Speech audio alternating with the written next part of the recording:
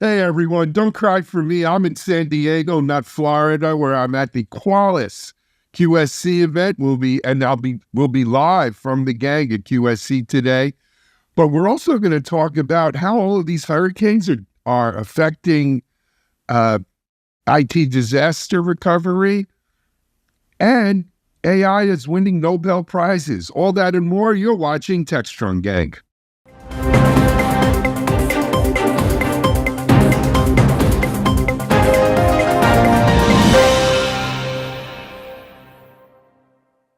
Hey everyone, good morning. It's Alan Schimmel from sunny San Diego, not war or storm soon to be ravaged Florida. I'm here for the Qualis QSC event, and in our C block today, I'll actually be down at our Techstrong TV booth at the QSC event, interviewing some folks from Qualis about what they're calling a ROC, a Risk Operations Center. And we'll have that, but we have a lot more of our usual Techstrong Gang coverage today. Let me introduce you to our gang members present for today. First of all, I'm on the West Coast with them, but there can be only one star of Silicon Valley. It's our very own John Swartz. Hey, John, how are you? Hey, Alan, welcome to California. Hope state is treating you well. My son, by the way, lives in San Diego, so welcome. Thank you. Yeah, it's nice in San Diego. It's nice here. So, John, welcome. Thanks for being on today's show. Let me introduce the rest of our gang members. Our next gang member is from Austin, and she's in her backup map, as it turns out today. She's on her backup map. It's our Ann Alhoa Ward. Did I get that one right? Am I getting close? You're getting closer. And Ahola Ward, yes. Every day I turn that dial a little more in. I'm getting there. It's fine. I appreciate the effort. It's Ahola. It's my father was from Finland. Yep. And it's I don't even know how to pronounce it correctly. I've been corrected 100 times saying it by my relatives. It's okay. It's all good. But more importantly, it's great to have you here, Ann, and thank you very much. Thank you so much. And then joining us from, old hurricane news location up in North Carolina, it's our own Mark Inkle, resident AI guru and cloud expert, marketing, and so many other things. Hey, Mark, I'm glad to see you in the pink and well. I hope everything is almost back to normal up in your neck of the woods. Yeah, in the center of the state, we're good, but I'll tell you, Western North Carolina, there are whole towns that are gone. So, but we're doing good here in outside of Raleigh. Good. Good to have you on, and thanks for being here. So, guys, as I mentioned up at the top of the show, our first block today deals with climate change, right? And how these intense storms, and this one coming right now, this Milton is looking like it's going to be a monster. But how these intense storms are kind of changing the equation for disaster recovery, which, let's face it, was a bit of a disaster. It's been, there hasn't, you never know your disaster recovery doesn't work until you go to recover from a disaster. You haven't been affected too much by recent climate change disasters, but what do you think about, how is this affecting disaster recovery? I think that it's, we're seeing so many disasters, natural and man-made, that have made it imperative for organizations to have more robust data protection strategies. I think that traditional methods like scheduled backups, disaster recovery plans really aren't sufficient as they once were to safeguard our data in the face of escalating threats. So I think that if we are not protecting data as organizations, then that's going to lead to severe consequences and financial losses. So I think that this is making everybody sort of rethink those plans. Yeah. Hey, Mark, what about you? Yeah, it's interesting because, nothing is ever really new. And I grew up in the shadow of 3 Mile Island. And back in those days when we had the meltdown or the leak, everybody called it a meltdown. But my former boss worked at for Ross Perot at EDS, and they flew in helicopters and pulled drives right out of the data center and flew away with them. I mean, I think that the problem is just getting exacerbated by climate change and just different things that are going on. I think there's some really upside to the technology we have for earlier response in a lot of ways. Google released GraphCast, I think it was called last year, and they have better forecasts. But the thing I think we really need to do is leverage this technology and this data so that we can, figure out cause and effect and, do the things that prevent us from having, Miltons and Helenes and all these other things. I was really, living here in North Carolina, I have not seen that kind of carnage in the U.S. It's probably Katrina. I mean, it's towns wiped out, but I'm very hopeful because I think it's a matter of us taking the data we have, taking the technology we have, not just having better early warning, but start figuring out, is it cow flatulence, jets, data centers with AI in that are causing these problems, and get a cause and effect and have a real preventative plan so that we're not in this situation as often as we are today. So you're saying let's get at the root cause of these storms. John, I'm sorry, go ahead. Oh, I was going to say, what's really scary to me is the severity of these storms are escalating. They're getting more and more powerful, yet a lot of the companies that have data recovery plans are more traditional, I think, which is a root of the story. So we have this combination of climate change intensifying, the technology perhaps not keeping pace or not as up to date as it was before.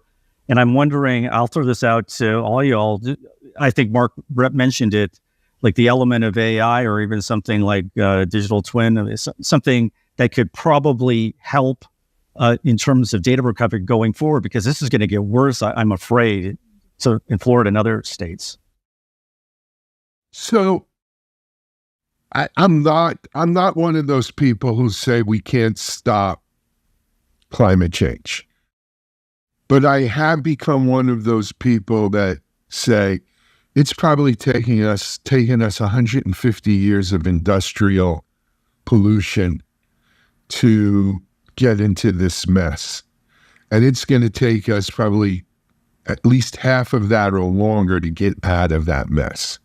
So while doing something to reverse the effects of climate change overall is worthy, and we absolutely have to make it a priority as the human race, and we need our political leaders to find the will to do what needs to be done.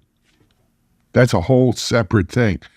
Specifically on how we can prepare better for disaster recovery in terms of IT, I think is another piece of this puzzle.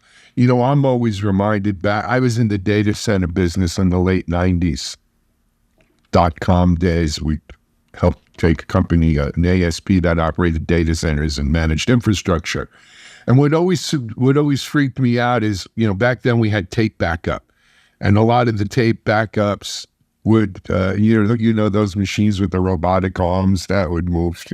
And, we could restore you from backup in 1 day, half a day, an hour, 2 hours. It was all nonsense. When push came to shove and you actually had to do a big time restore from backup, you found out just how fragile and crappy that restore from backup worked. And so I don't know if we've ever really gotten disaster recovery right, even before these latest effects of climate change. And so now it's only worse with what we have. The other thing is, when we're looking to build data centers that run off the 3 Mile Island, I don't know, Mark, if you were on our show when we discussed this, right? Microsoft just contracted to take all the output of what used to be 3 Mile Island. Now they've given it a Orwellian truth kind of new name. But, when we're building data centers in extreme locations to take advantage of temperature or water or power output or what have you, and you combine that with, the volatile climate that we have, something's got to give. We've got to be a lot smarter about what our disaster recovery plans are, how realistic they are, and then how we do them, right? How we implement them. And so, I think it's time to get real about disaster recovery is my kind of thought on this. What terrifies me though is the prospect of somebody winning the election who doesn't believe in climate change and dismantling segments or elements of the government, which I think is a possibility. That to me is more scary as the storms themselves. But I won't go too political, but I do think we should mention that. I agree with you. I mean, and that's only one of many scary things around this election. Yeah, but I know. Right. I mean that's I think that's number one. If you have an administration, an official policy that climate change is not real, that climate change is not, majority man-made, how can we ever hope to deal with the root causes that Ann and Mark are talking about here, as well as, getting the political will and national kind of direction on what disaster recovery should look like? How can we successfully do disaster recovery going forward? And, yes, let's, I don't even want to get too political either, but yeah. I know. The fact that, you're talking about the U.S. economy and the U.S. government being helmed by an administration that may not believe that climate change is real just takes this to a whole different level. Let me ask you this, though. One of the things that I think the disaster recovery teams have kind of bet the farm on is the idea of redundancy, decentralization, the ability to, have data spread across multiple data centers and geographies. And, the idea of, hey, if this node goes down, we have enough redundancy in our system to make up for it. It's inexpensive. It definitely adds a layer of expense to your IT planning. But given the realities of climate change today and these storms, should every company be doing that? Everybody that wants to handle disruption in operations well wants to do that. But, it's real easy to say, yeah, I want to do that while we see hurricanes going through. And it's really hard to do it when earnings are coming up and you're like, triple redundancy at Amazon is even more than triple the cost. And so, it's like anything else in life is, you could have a plan for that. I think data is one of those things that even in the thing that's more concerning is people that are non-technical and understand that they think they have backups. Well, there's a lot of people that in this story, they have backups, but they have them in a room, in a locked closet next to the data center where the live data is. And maybe they have it on a server somewhere offsite. But yeah, it's redundancy is expensive, and you tend to be overly cautious when it's brought to light and underly cautious when you have other things front of mind.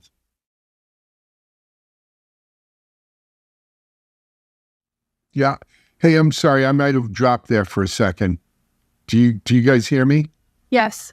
Okay. Yeah, I think it was climate change was hurting the internet for a little while, Alan. Yeah, well, I just can't get away from those Florida connections. But yeah, I mean, this is a risk management equation to me, right? Yes, the cost of redundancy and decentralization can be substantial.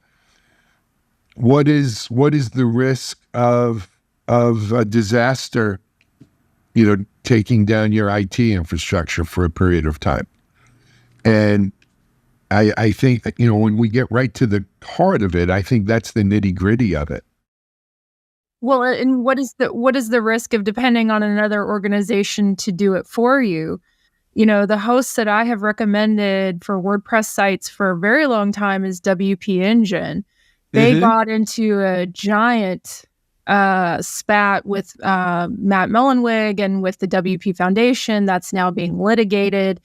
And, I found out, not through WP Engine, who I've sent a fair amount of business to, I found out through just reading the tech news that there's litigation and they're no longer going to allow WP Engine to update certain plugins and they're freezing features.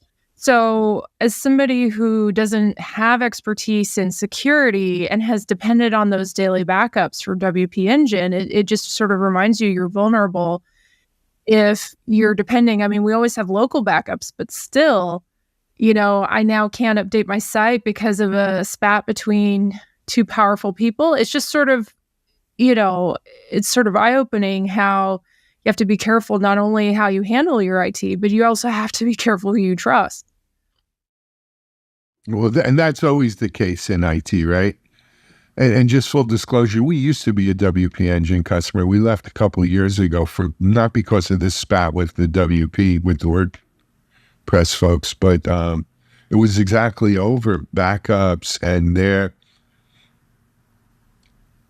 technical response, because we were growing to the point where we really needed a little bit more and we weren't getting it there. So, but in any event, look, this is a real problem and it's not going away, right? We're not going to solve climate change, not here on Techstrong Gang anyway. And this is what we're dealing with. So some good articles in the notes for us to check out.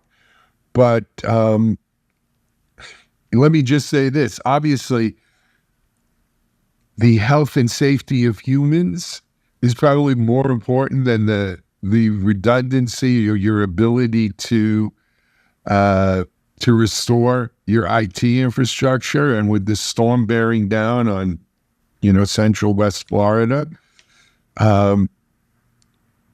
saving your life is job one. And then we'll save the backup data later. I think that's my best advice I could give you. Let's take a break here on Techstrong Gang. We're going to come back and we're going to talk about some Nobel Prize winners. That's something we talk about a lot on the gang. You're watching Techstrong Gang.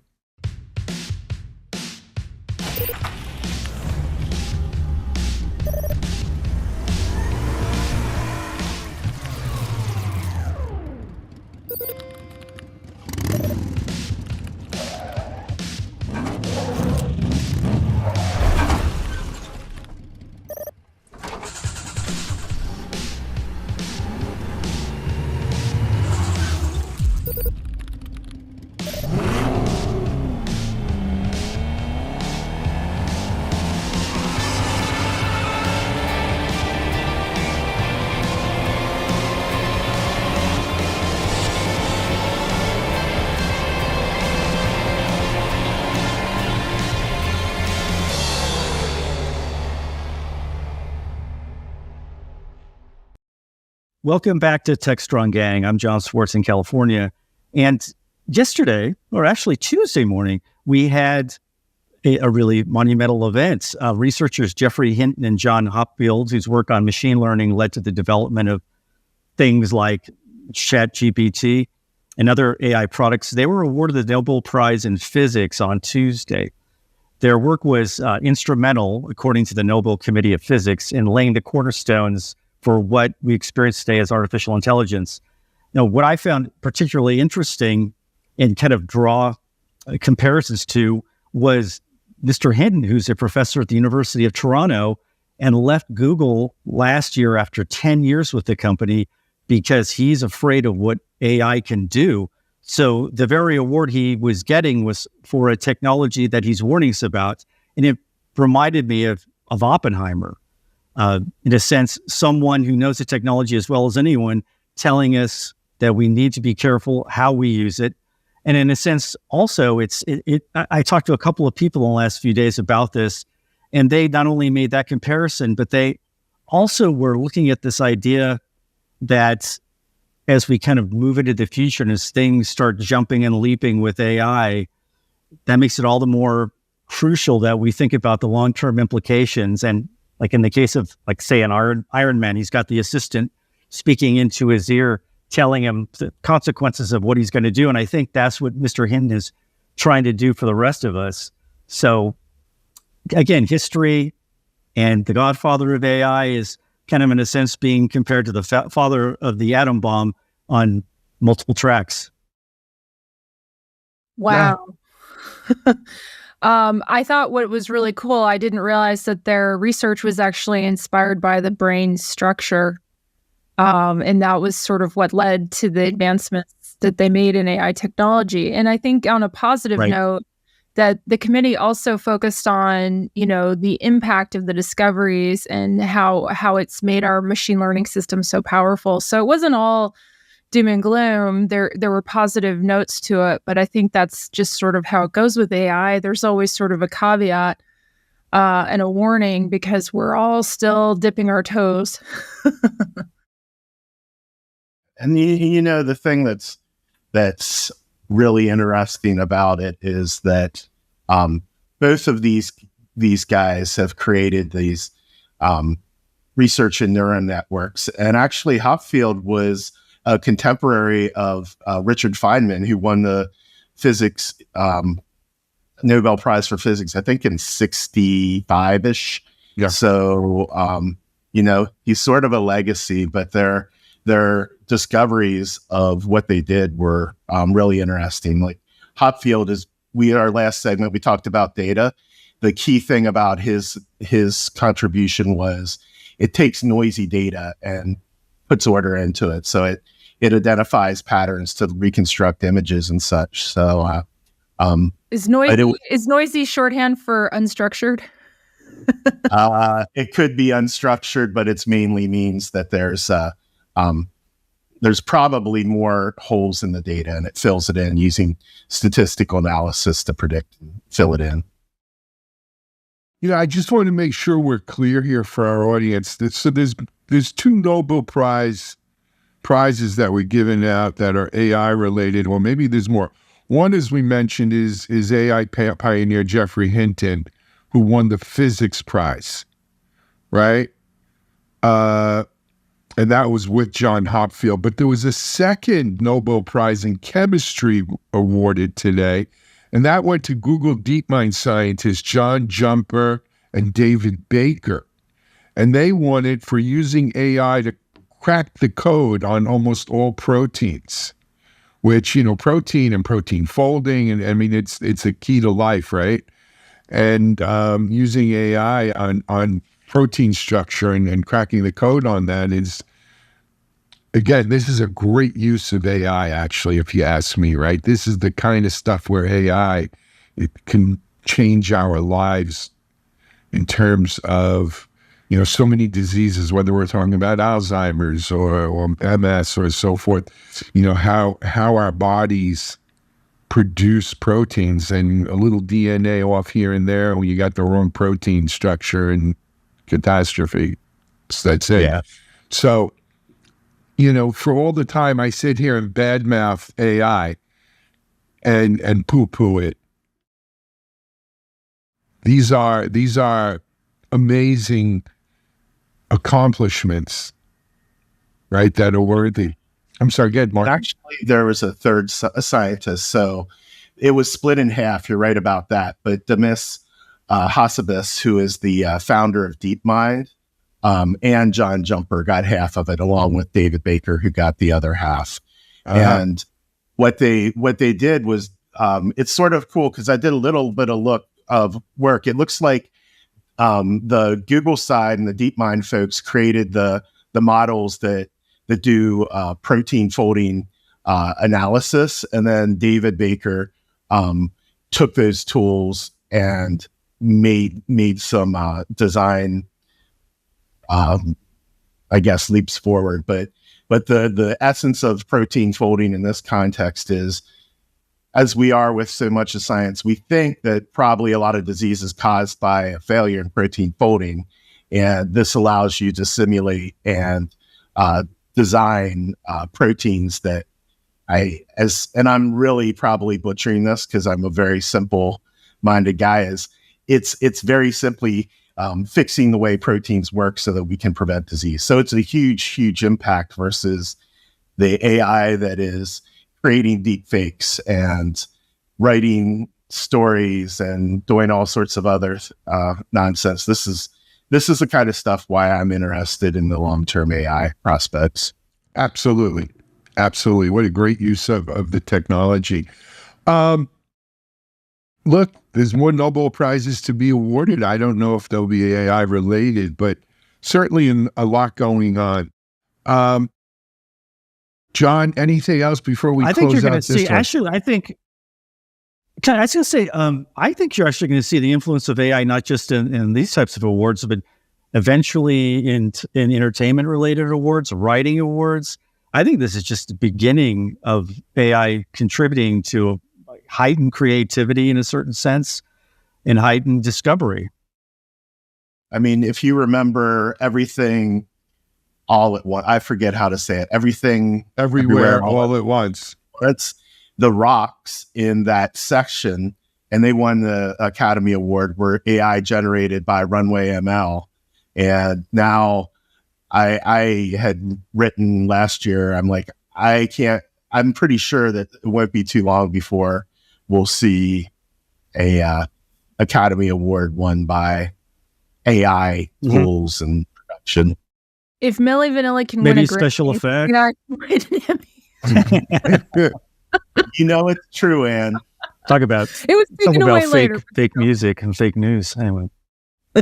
Well, I'll tell you something. Look, will we see AI as Times Person of the Year? Is it right to still call it Person of the Year? Is it Times Intelligence of the Year? Is it, That's inevitable. Yeah. Instead of people using AI to win the Nobel, is it Google's AI that wins the Nobel for curing some disease or something, what's going to happen eventually? Maybe there'll be a National Book Award that's won by a name, but it turns out it was written by AI, just like Anonymous. It could happen. Yeah. I think, look, we are in many ways in uncharted waters here, right? And we'll have to see where that goes. All right, let's take a break here on this. And we're going to come back, and I'm going to set us up for our Qualys QSC interview. You're watching Techstrong, gang. I'm Bonnie Schneider, sustainability contributor to the Techstrong Group. I'm excited to introduce you to a groundbreaking new initiative from Techstrong Research, the Sustainability Pulse Meter. The Pulse Meter offers valuable insights into how environmental responsibility factors into tech purchasing decisions for key players in the industry. Position your company as a leader in the industry and differentiate from your competitors with the Sustainability Pulse Meter, offered exclusively from Techstrong Research.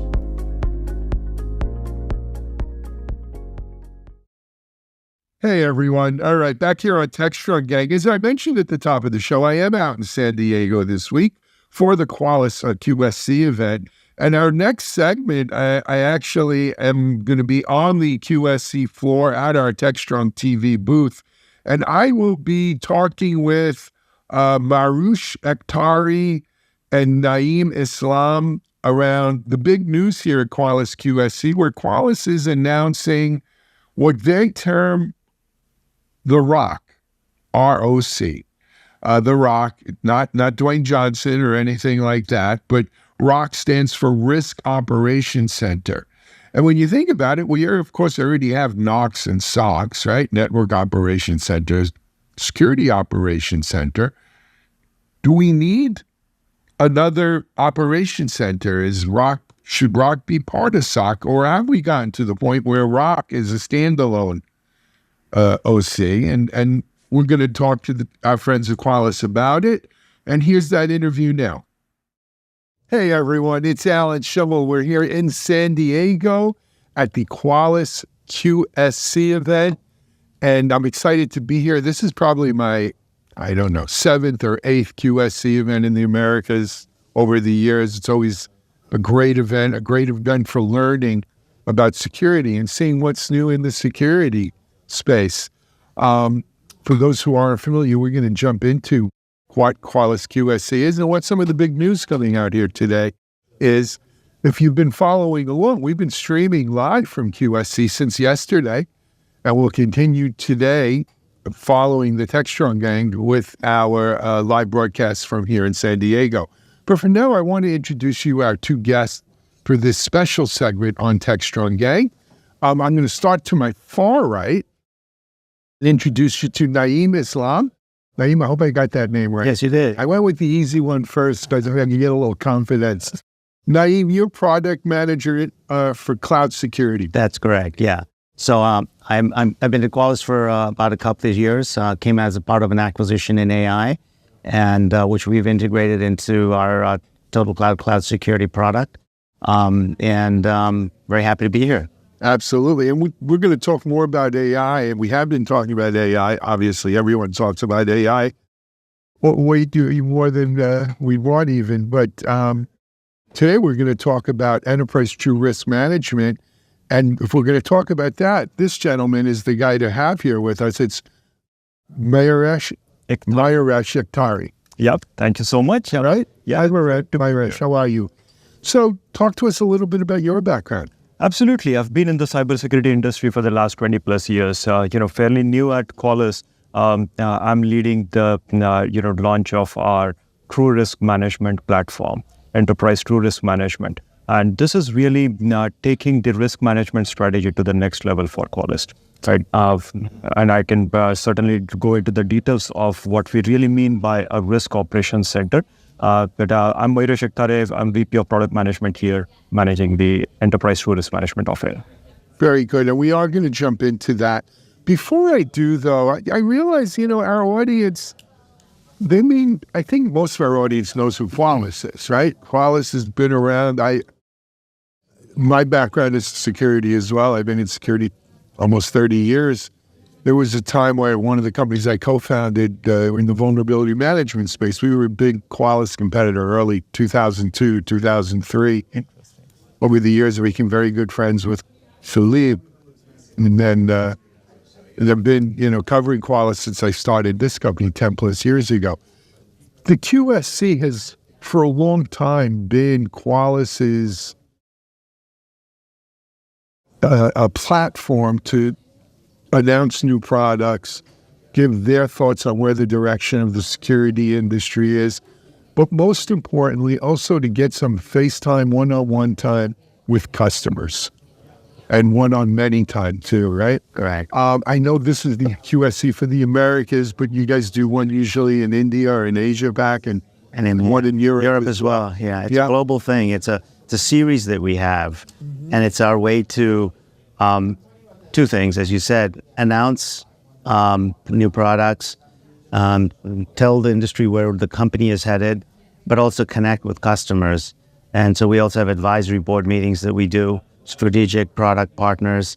That's another thing to remember, that we also have a very strong partner program, and we're actually in the partner pavilion right now. So yes, this is very important for Qualys' success. But it's an opportunity for us to bring everyone together and then really interact with them, meet with them, and really do training and have many one-on-one sessions with customers. So it's a two-way interchange. It's never one way, but it is the one in the Americas is probably the largest. It's a great event.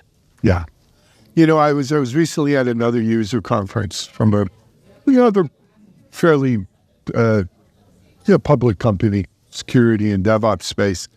And it was an I was talking to their CEO, and he said something very interesting to me. He said the customer interaction that take place at these conferences fuel product direction and company strategy for the next year, because this, as much as you're giving them what you're doing, they're telling you what they need done.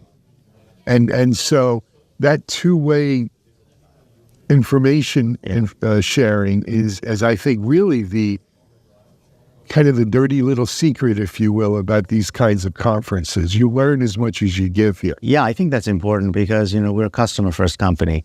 So learning what the customer needs, particularly getting as broad a view of that as possible, is pretty critical to our success. So that's I couldn't agree with you more. Absolutely. So let's turn, though, to the big news, though, and the big story in terms of product coming out of this year's QSC Americas is the debut of the Risk Operations Center as part of Enterprise True Risk Management. There are a lot of words in there, but how would you describe exactly what this is? Yeah. So, let me set the background first. Tool sprawl in security industry is real, right? And there's a reason for that. Roll back the time a decade ago, 2 decades ago, and infrastructure was all that organizations had to manage, scan and patch. Then came around the software that was deployed on that infrastructure, right? And those came with vulnerabilities as well. Now with the digital transformation and everything moving up into the cloud, what is happening is modern cloud architectures are bringing to life new digital assets that also need to be managed and secured. These assets can range from anything starting from, container workloads, identities, and dozens of new things that show up in the, cloud space. Now, security industry has responded graciously by creating a specialized tooling to secure every single digital asset type, right? We like to think so anyway, right? There's an identity security solution. There's a container security solution, right? There's an AI security solution. Now, it is important to have these offerings. However, when you really look at it, are they working in unison? That is what is really challenging for many of organizations. Risk management strategies are oftentimes fragmented.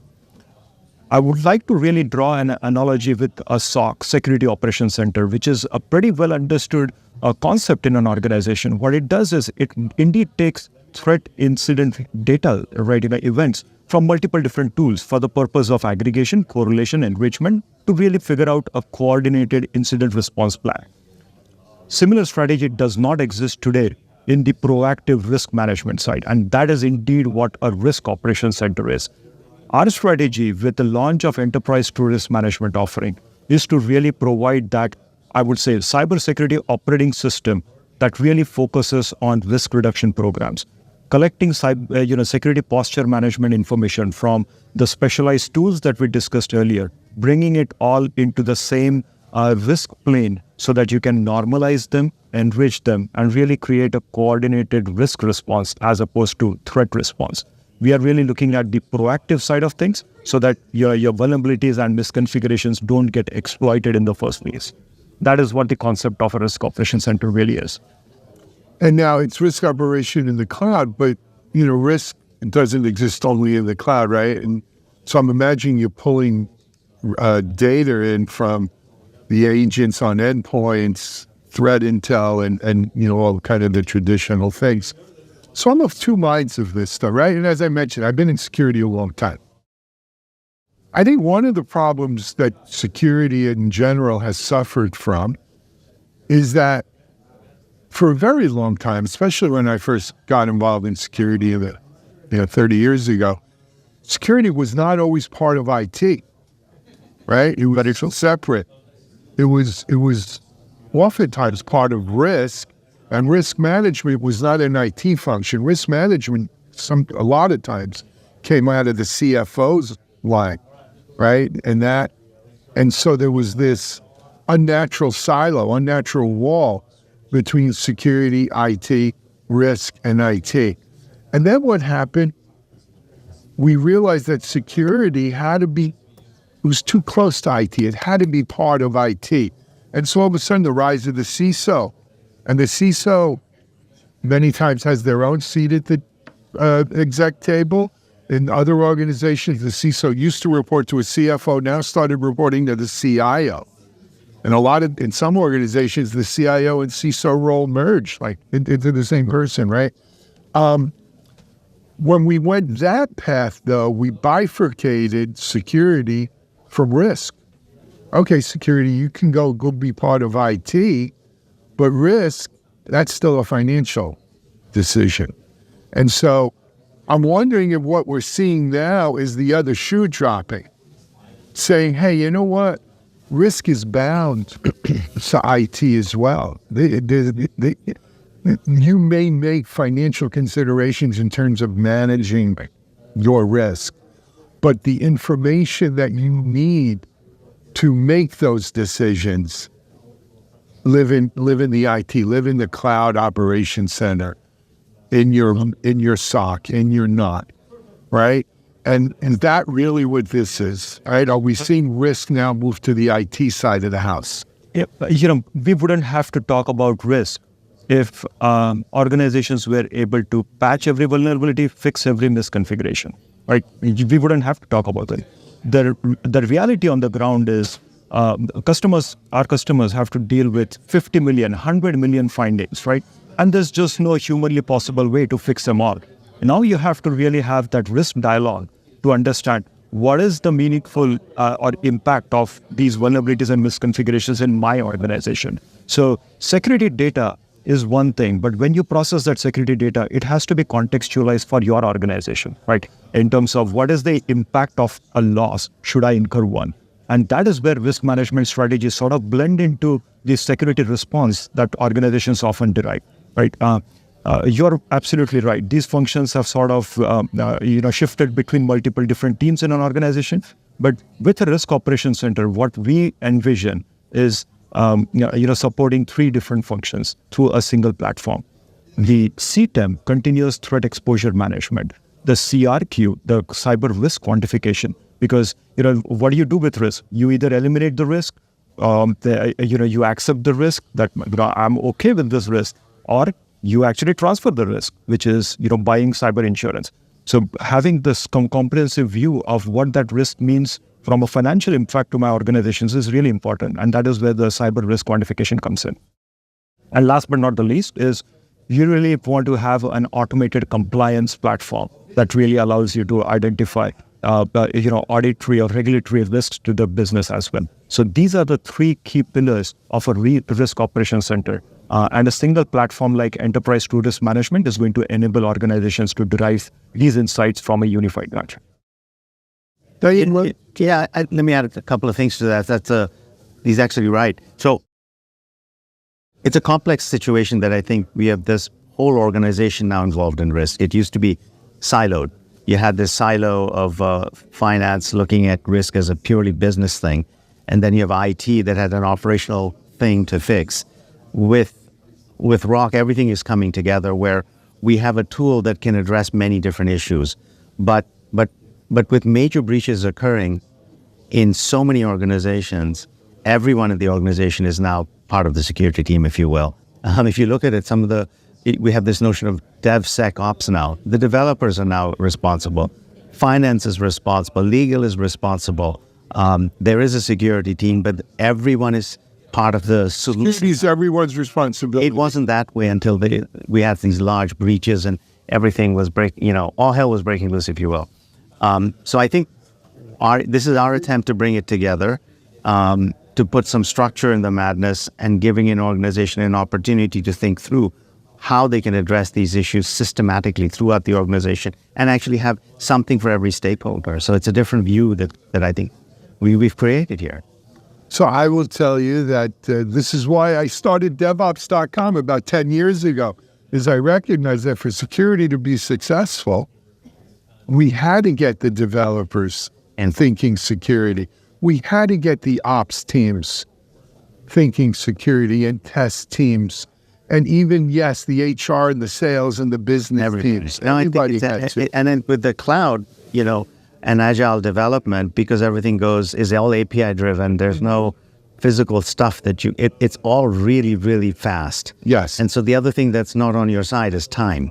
So you don't have time to think. You don't have time to do anything. In fact, everyone is going at lightning speed. There's chaos in the organization, and there's this opportunity, if you will, for companies like us to help put some method in the madness. But I think it's all very agile, the whole process. And I wonder, in some sense, I'm not a finance guy, but the entire organization with all these tools have become very agile, and things are going really fast, and you have to have some automated way to get your arms around the risk in real time, if you will.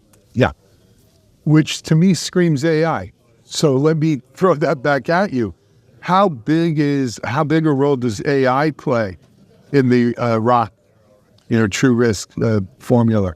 It is really foundational, because at the end of the day, what we are really looking at is aggregating risk signals from multiple different diverse tools. Aggregation is just the baselining. However, what you really need to do is correlate that data with threat intelligence. How are these vulnerabilities and misconfigurations being exploited out there in the wild? Right? Are there threat actors who have actually weaponized these vulnerabilities? Using this information allows organizations to really surface the most meaningful risk that their teams, limited number of resources that they have, can actually focus on today. Finally, the business context that we talked about is really unique to every organization. You don't have a security tool that can provide you with that data set, right? So every organization has their own way of organizing the structure, figuring out which business units these applications, assets belong to, and really overlay this contextual data on top of the raw security data that we pull in from multiple different tools. So AI plays an instrumental role in stitching all of these together, because when you're really looking at millions and millions of findings and misconfigurations that need to be remediated, there is, again, no humanly possible way to analyze them all. You really need to look into the AI to have it provide you recommendations of, here is a plan of action that would potentially reduce your risk from here to here. That's what Risk Operations Center does. Absolutely. Hey, we're about out of time. You've been talking about this yesterday. We'll continue talking about it today. I do want to emphasize, though, this product is available now. This isn't pie in the sky. It's in GA. If you go to Qualys.com, you can find out all about it. Gentlemen, thank you for joining us on Techstrong Gang today, and enjoy the rest of QSC. It's been a great show. Thank you so much for having us. Thank you. Thank you so much. Thank you. Hope you enjoyed our Techstrong Gang show today. We are going to take a break. We'll be streaming live the rest of the day, or following in about an hour or so, here from San Diego's Qualys' QSC Day 2 coverage. But for now, this is Alan Schimmel for Techstrong. Have a great day, everyone. All right. So I got to tell you, I'm having a ton of fun out here at Qualys' QSC. They always put on a good event. I will mention, though, Mike Vizard's not here, but I did get to go to the Padres-Dodgers game last night while I was out here as well. And that was a great game, 6-5. Padres win, and there wasn't a seat empty in that stadium. It was crazy. But look, Qualys' big news is the birth of the ROC, if you will. And I don't know if any of you want to chime in on what you think about it, or if do we need yet another operations center here? Is a ROC part of the SOC mission? I'm not 100% sure myself, but I know better than to call what Qualys does crazy, because I remember calling what they did crazy back in 2002 and 2003, thinking that they were going to store other people's vulnerability data up not on-prem. That we didn't call it a cloud then, but on someone else's servers. With the Qualys Operations Center, if you will, or the Qualys network. So I don't know, Mark and John, any thoughts on ROCs? So I have, maybe I'm that old guy saying get off my lawn. But back in the 90s, when I worked for an ISP and I ran the NOC was under me. I feel like there was always a benefit for having one point of contact, whether it was power outage in the building or network outage in our network. So I think having security within the NOC framework, and I use NOC generically. Back then it was network, but let's just say I don't know what was the IROC, which was a Camaro in 1983 to me. I remember the IROC. Yeah, but I really think having a digital operations center that is well integrated across your network, all of your business and we have big call centers. I ran about 9 call centers in 9 different states, and we really benefited not just from the network, but having outages. Phoenix got a dust storm and it blocked all the microwave digital transmission. So all those people went offline, or there was a floods in Texas and it took out the power or whatever. I think having security as an equal footing with any kind of outage is good, but from a practical operations state, and right now I will preface that with I cause security problems. I don't fix them anymore.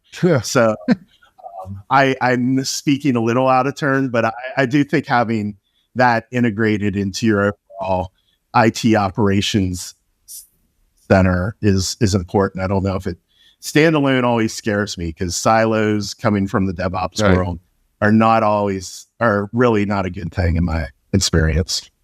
Good stuff. And John, any thoughts, or we'll move on? Going once, twice, 3 times. And you sure you were about to say something? Well, I would say he brought up Texas. So, of course, as a Texan, I have to talk about Texas because that's what we do. It was just announced in the news that we are apparently not too good to join the national grid any longer. The Department of Energy has a $360 million project basically to connect us to the U.S. grid, as we don't want a redo of Snowpocalypse. It was a little embarrassing for us. Yeah. Well, I'm surprised they're taking the federal money, but that's a whole nother story. Anyway, but look, maybe this puts risk management on par with security and operations and some other stuff. We'll see. Anyway, hey, that's going to call a wrap on this day's Techstrong Gang. We hope you enjoy your Thursday. We'll be back tomorrow with the weekend wrap, or the Friday, heading to the weekend wrap-up show. Until then, John and Mark, thanks for joining us. Thank you out there for watching us. From San Diego, this is Alan Schemmel for Techstrong Gang. We're out.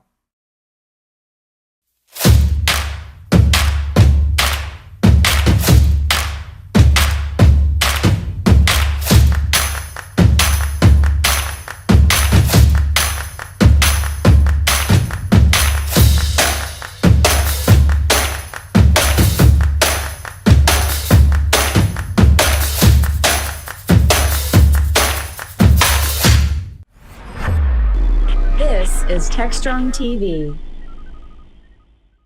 Hey guys, thanks for the throw. We're here with Brian Fox, who's CTO for Sonatype, and we're talking about this report that they put out on the state of the software supply chain at their conference today. I think it's called the All-Day DevOps event, which I believe is an oldie but a goodie that's kind of making a comeback here. So Brian, welcome to the show. Yeah, thanks for having me. Give us a little highlights of the conference itself. I know you guys have been kind of doing this in the past, but it seems to have a new life. So what is the history of this event? Yeah, so All Day DevOps is an event that we've been running for many years. I've lost track exactly how many. But it's 24 hours of live streamed talks. The idea being there's live talks, sessions for everybody in the world, and it's the All-Day DevOps. So it's a big production event from the team. It kicks off at 3 a.m. Eastern time and then runs all the way till the next day. And so there's sessions from people worldwide talking about all different things, different tracks, related to DevOps and supply chain security, and all those fun things. In parallel, it also coincides with our launch of the 10th annual State of the Software Supply Chain report. And so we have 3 different sessions, specifically that I'm partaking in to talk about that. One of those is a keynote where we're diving into some of the details, and we'll get into some of that here. We also have two other reports that have come out sort of in our space that we've collaborated with. There's a Tidelift State of the Open Source Maintainer, where they talk about some of the findings. They've surveyed maintainers and things related to that to understand where they're at. And then also there is the FINOS, Financial Open Source Foundation's State of the Open Source and Finance report. And so they have overlapping findings. And so we're going to be sort of comparing and contrasting notes in related sessions today. Well, what is the state of the software supply chain? Because when I talk to folks, depending on what day it is, the glass is either half full or half empty. And one thing no one seems to be clear about is, are things getting better or worse? Both. Anybody who's heard me speak on this knows I'm sort of a half empty kind of guy on this after looking at it for so many years. We added a chapter this year, a 10-year look back chapter, and I took this one on and did some of the research. And some of the findings we broke down into sort of, I guess it's 4 different sections. How have the attackers innovated in the last 10 years? So these are things like, moving from rapidly exploiting zero-day vulnerabilities, vulnerabilities post-disclosure, all the way to the more recent trend of intentionally open source malware that's being injected into repositories like NPM and Python and Ruby and things like that. We talk about those trends. We look at how consumer behavior has or hasn't changed. So these would be organizations consuming open source from the package repositories. We look at what changes open source publishers have made. In terms of how quickly they remediate, what things they fix, these types of things, and then legislatures. As most of the audience is, I'm sure, aware, after the Log4j incident a handful of years ago, regulators worldwide have finally stepped up and started, pushing regulations. And so, the summary of this is, yes, things are happening, things are getting better. The bad part about it is, the attackers, I think they win the award for innovation here. They've certainly made the most change in the last 10 years. I would say regulators take second place in terms of things that have actually changed, because there was basically no government involvement up until very recently. But recently you've seen, CISA and many of their efforts getting involved in the open source communities and doing a lot of documentation around their push for secure by design. You've seen in Europe the CRA, the Cyber Resiliency Act, and some of the changes there kind of pushing organizations in the right direction. But frankly, the consumer behavior is largely unchanged when we look at the trends. We're still seeing 95% of the time when a vulnerable component is being consumed into a product, there's already a better version fixed available, right? And so 3 years ago, that stat was 96. So we're still in the margin of which whole number it rounds to. It's barely changed in 3 years. We look at the publishers, and open source maintainers are clearly getting inundated with requests and bug fixes and vulnerability reports. But the speed to remediate new vulnerabilities is actually going backwards, not going forwards, especially with the volume of them. I think it's explainable why that's happening, but the end result is not great. And so while they've made progress in improving the speed at which they actually produce new releases, the speed at which those releases fix things is not meaningfully changing. So it's a little bit, some things are better, some things are the same, which is really, worse because the attacks have increased so much. And we reached some point where if the folks who were going to do this naturally, because they wanted to create a better quality experience for software and they care more about security, pretty much have started doing something about it. And it's the rest of the folks are more the laggards who, are only going to respond to some sort of requirement. Yeah, and I think there's unfortunately reason to be optimistic because the regulations are finally coming. You're seeing it across many different industries. You see next year the PCI 4 compliance comes into play that has strong requirements for software bill of materials as an example, right? So while the SBOMs, as they're called, they don't fix the problem, it starts to provide transparency to the problem. And I think that organizations are going to be less willing to ship software when they have to provide a bill of material that shows that they may have components that have known vulnerabilities in them. So while they may not be required to fix them right away, I think the transparency and the pushback they'll get will drive us in the right direction.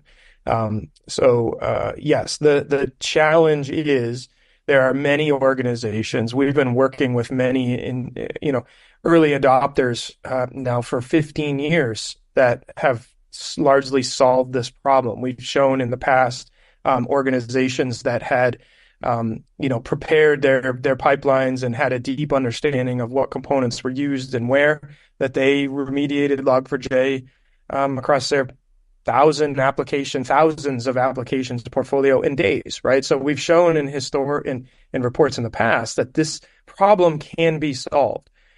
The trick is that the majority of commercial organizations are not paying attention to that. And I think you see that in the nearly daily releases of our data being disclosed, social security numbers being breached and all these things. I think it's happening so much we've become desensitized to it.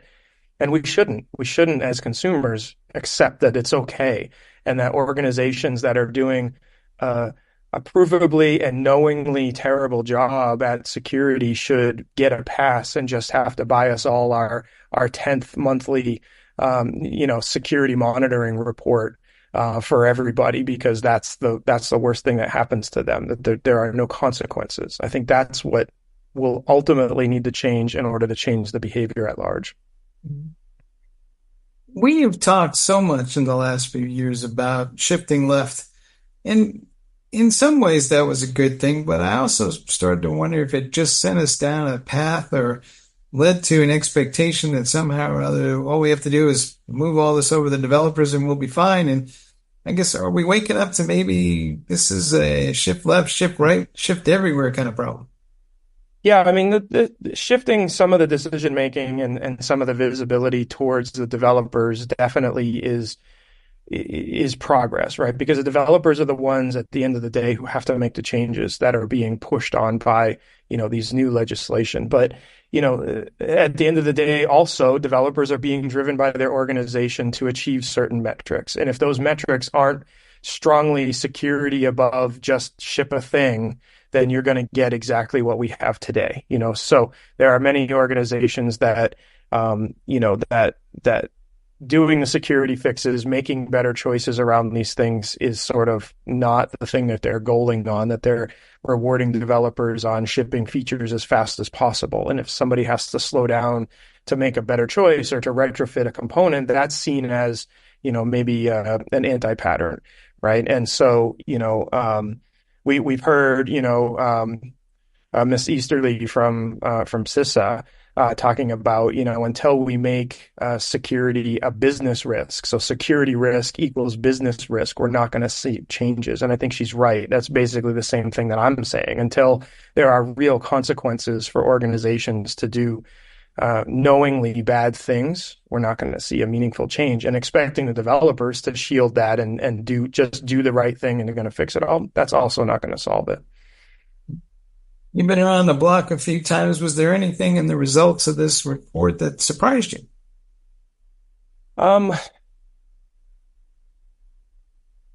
Not really, but there are some bright spots. We collaborated with Tidelift as an example. We used some of the data on the projects that they support. Their report found that maintainers that are paid to support their projects do a better job. There's a number of metrics they found. We took that same data and looked into our findings, and we found basically the same thing, that paid maintainers that get some monthly stipend to work on what is otherwise a pet project, they're 3 times more likely to respond to security things, and they fix things 3 times faster, right? So there are some evidence of progress to be made. The counterpoint to that, however, is the consumer behavior. When organizations continue to use known vulnerable components, it almost doesn't matter how quickly the maintainer fixes the thing, right? Because everybody keeps using the broken thing, and this has been a challenge for a long time. And so we've continued to find those things.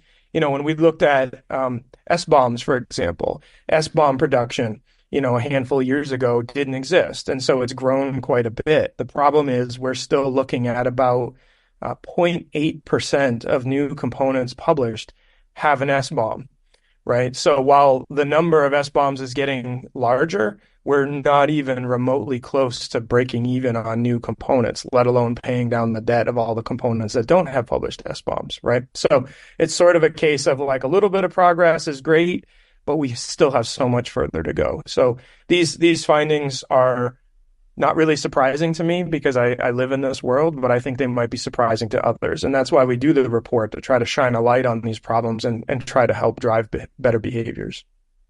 Do we need to find a way to maybe compensate those open source maintainers to work on these security issues? Because I think one of the things that we saw with the Log4j issue was a lot of these people were like, hey, there's only 2 of us, and, I'm making this up, but, I got to go to a Little League game, and I can't explain to my wife that I'm going to work all weekend on something I don't get paid for. Yeah, I mean, I think there are organizations that are doing that. GitHub provides ways for donations to be made. Tidelift, as I mentioned, has models to help do that. I think the Log4j is a good example of what's more typical, though. That team did fix those things within days on a Thanksgiving holiday weekend. But we've seen now we're closing in on 3 years. Up until very recently, 30% of the versions of Log4j being downloaded were of the known vulnerable versions 3 years later. So, the teams and the open source maintainers, by and large, I think, usually do a great job of turning these fixes around. The problem is on the consuming organizations not making the update. That's that 95% stat that I mentioned before. So, this is, again, 95% of the time when a component is being pulled down from a repository and it has a vulnerability, that vulnerability has already been fixed, right? So it's only about 5% of the time are there components that have vulnerabilities that are disclosed that aren't already fixed, right? It's a tiny, tiny sliver of it. So, in some ways, getting the maintainers to move faster is sort of optimizing within that 5%. I think efforts like regulators to help encourage organizations to take better ownership of this and do the right thing will address the 95% part of the problem. Right. That covers the first 2 reports we talked about. And the third one is going to cover what exactly? The third one is the state of open source in the financial industry. And it's really interesting to see the growth there. Not that many years ago, I tried to put together a customer council for Nexus, our repository manager. And many of the early adopters were in the financial industry. And the problem that I had back then is they weren't even allowed to talk to each other. They couldn't even put on their LinkedIn profile that they were users because, I don't know, NDAs, whatever. And fast forward now, we're seeing, large organizations coming together, working on common, type of standards, even technology to help achieve compliance and things like that. So within that industry, I think they've made a ton of progress in the last 10 years of, banks working together to solve common problems instead of spending all of their money competing on, basic technology. And there's a lot of work within those organizations to try to improve the way they interact with the open source community. So the number of people who are contributing back to open source projects from these large banks is up significantly. The amount of time their employers give them to work on these projects also up significantly. So that's what that report really talks about. It's a lot about how the finance industry is really engaging with open source and what the benefits are. when we put all this together, part of the issue in my mind is that if we don't really applaud when developers go fix a security issue. We certainly don't reward them and make that kind of a part of their ethos.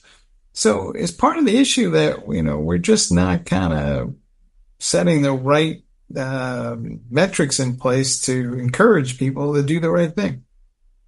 Yeah, that is definitely the case. I've seen, some write-ups from some of our customers that have instituted that type of cultural change where, we've even seen organizations talking about where different groups are competing with each other in terms of the number of dependencies and vulnerabilities they've fixed. And unsurprisingly, when you gamify these things the right way, they start doing the right things without being forced to do it. I think one organization reported in the last handful of years, they had remediated 100 million findings, which is shocking, but it's a huge organization with something like hundreds of thousands of applications.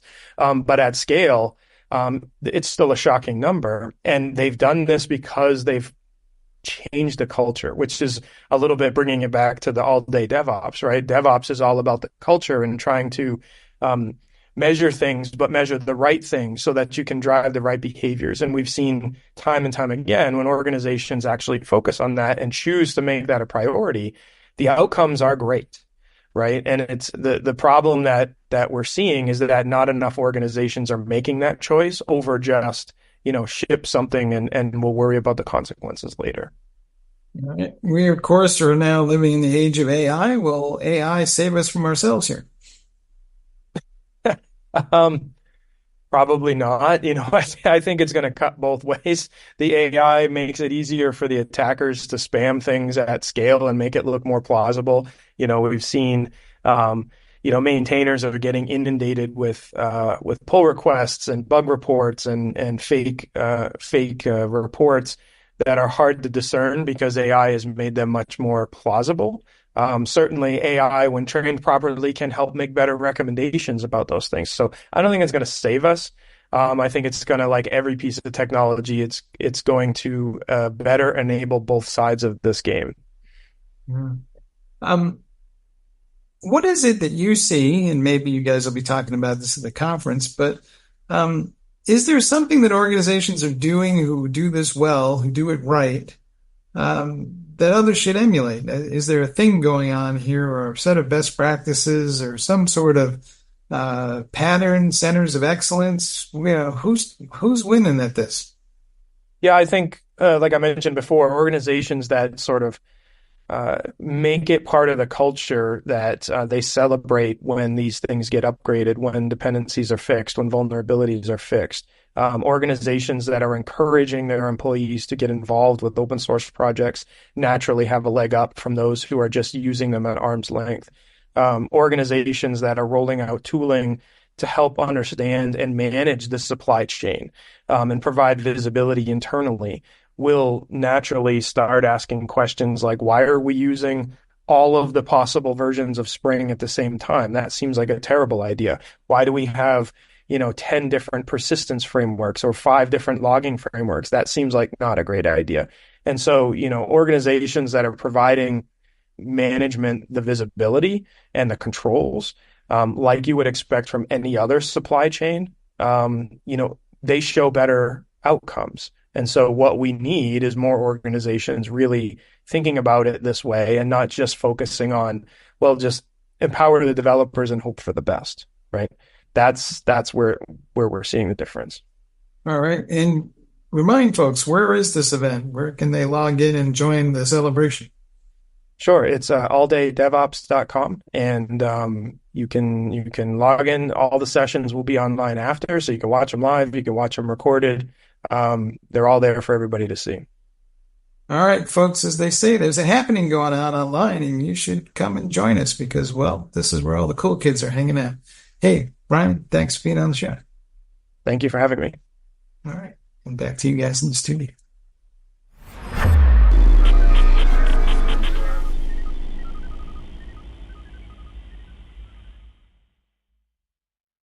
SecurityBoulevard.com is the leading resource for news, analysis, and education on challenges facing the cybersecurity industry. SecurityBoulevard.com covers all aspects of cybersecurity, including data security, DevSecOps, cloud security, application security, network security, security threats, and more. SecurityBoulevard.com has the largest selection of security content, featuring breaking news, blog posts, podcasts, and more. Visit www.securityboulevard.com to learn more. SecurityBoulevard.com, home of Security Bloggers Network.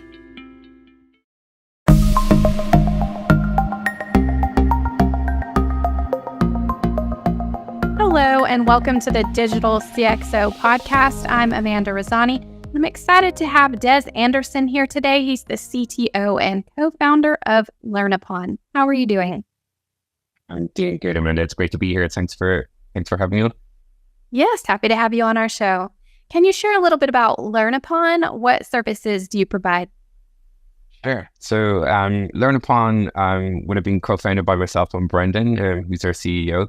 And we originated out of Ireland, so our HQ is in Dublin, Ireland. So we're a global company today. We're about 12 years old, and we have offices in Dublin, also in Belgrade, Serbia, which is where I'm based, Philadelphia, Salt Lake City in the US, and also Sydney.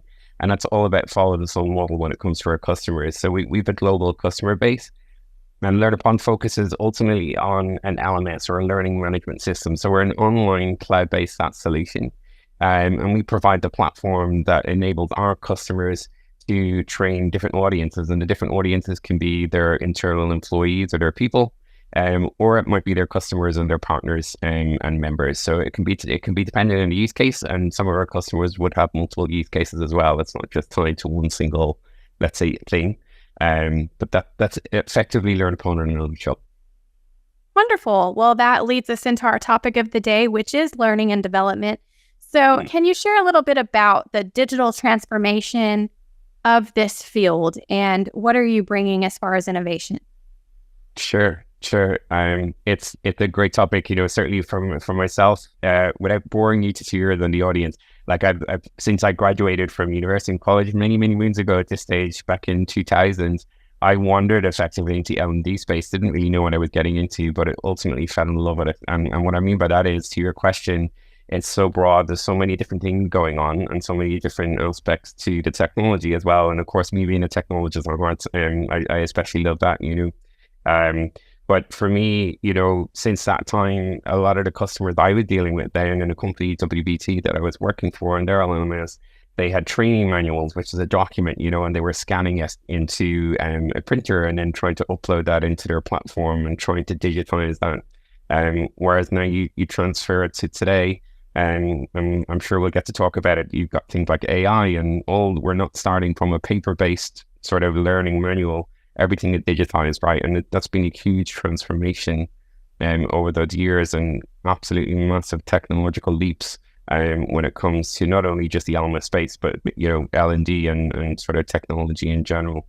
And I would have sent my first email when I was in college, like the first day in college. I remember it was the first email I sent from the lab in Dublin City University. And again, you fast forward to today, it's a very different world that we live in. So we're constantly having to innovate and evolve and so forth. Particularly when I think about technologies today, the likes of browser applications, there's a whole lot of stuff going on in them today, right? But back then, when I first started out as a software engineer, there was maybe one browser. It was Internet Explorer, and the idea of dragging and dropping entities around the screen was like science fiction, right? Whereas now you've got applications where you've got full-on video editing and image editing going on right there in front of you in your browser. You don't need to install applications onto your laptop, never mind a mobile device, and all these different things. So it's certainly an exciting time, and certainly lots going on, which it certainly, as I say, I'm quite the introverted nerd and the technologist, so it certainly excites me. Well, can you share some different perhaps use cases or company journeys with us that improve the learning and development? Yeah, sure, absolutely. Like I guess, like we've various different customers that we serve. It could be everything from Gusto to Adecco Group, Twilio, and just by mentioning those names, you'll get a sense of just the diversity in the different types of companies, and as a result, the audiences that we're serving.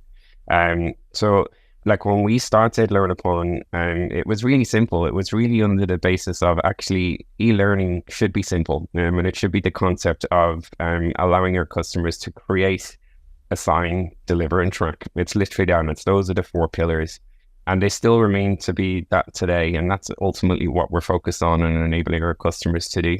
And that can be everything from onboarding. So if you imagine you have a new member of your team starting today, we excel in that ability of creating a personalized onboarding experience for that employee, assigning the content in an efficient and automated way, providing a robust ability to track their progress through that training, and then ultimately allowing you maybe as a HR leader to report on that and get analytics from it. So that's like a very classic use case, when it comes for employee training. That's like all the way through to customer training. It can be, we have e-commerce where, we have our customers that might be selling directly through a public facing portal, or they're literally just training their customers on their own products. And so we have a lot of software companies that are doing that also. And so as a result, as you can probably get a sense just in a minute or so of me talking, it's just, there's a lot of different use cases and a lot of different things and cool things that you can do.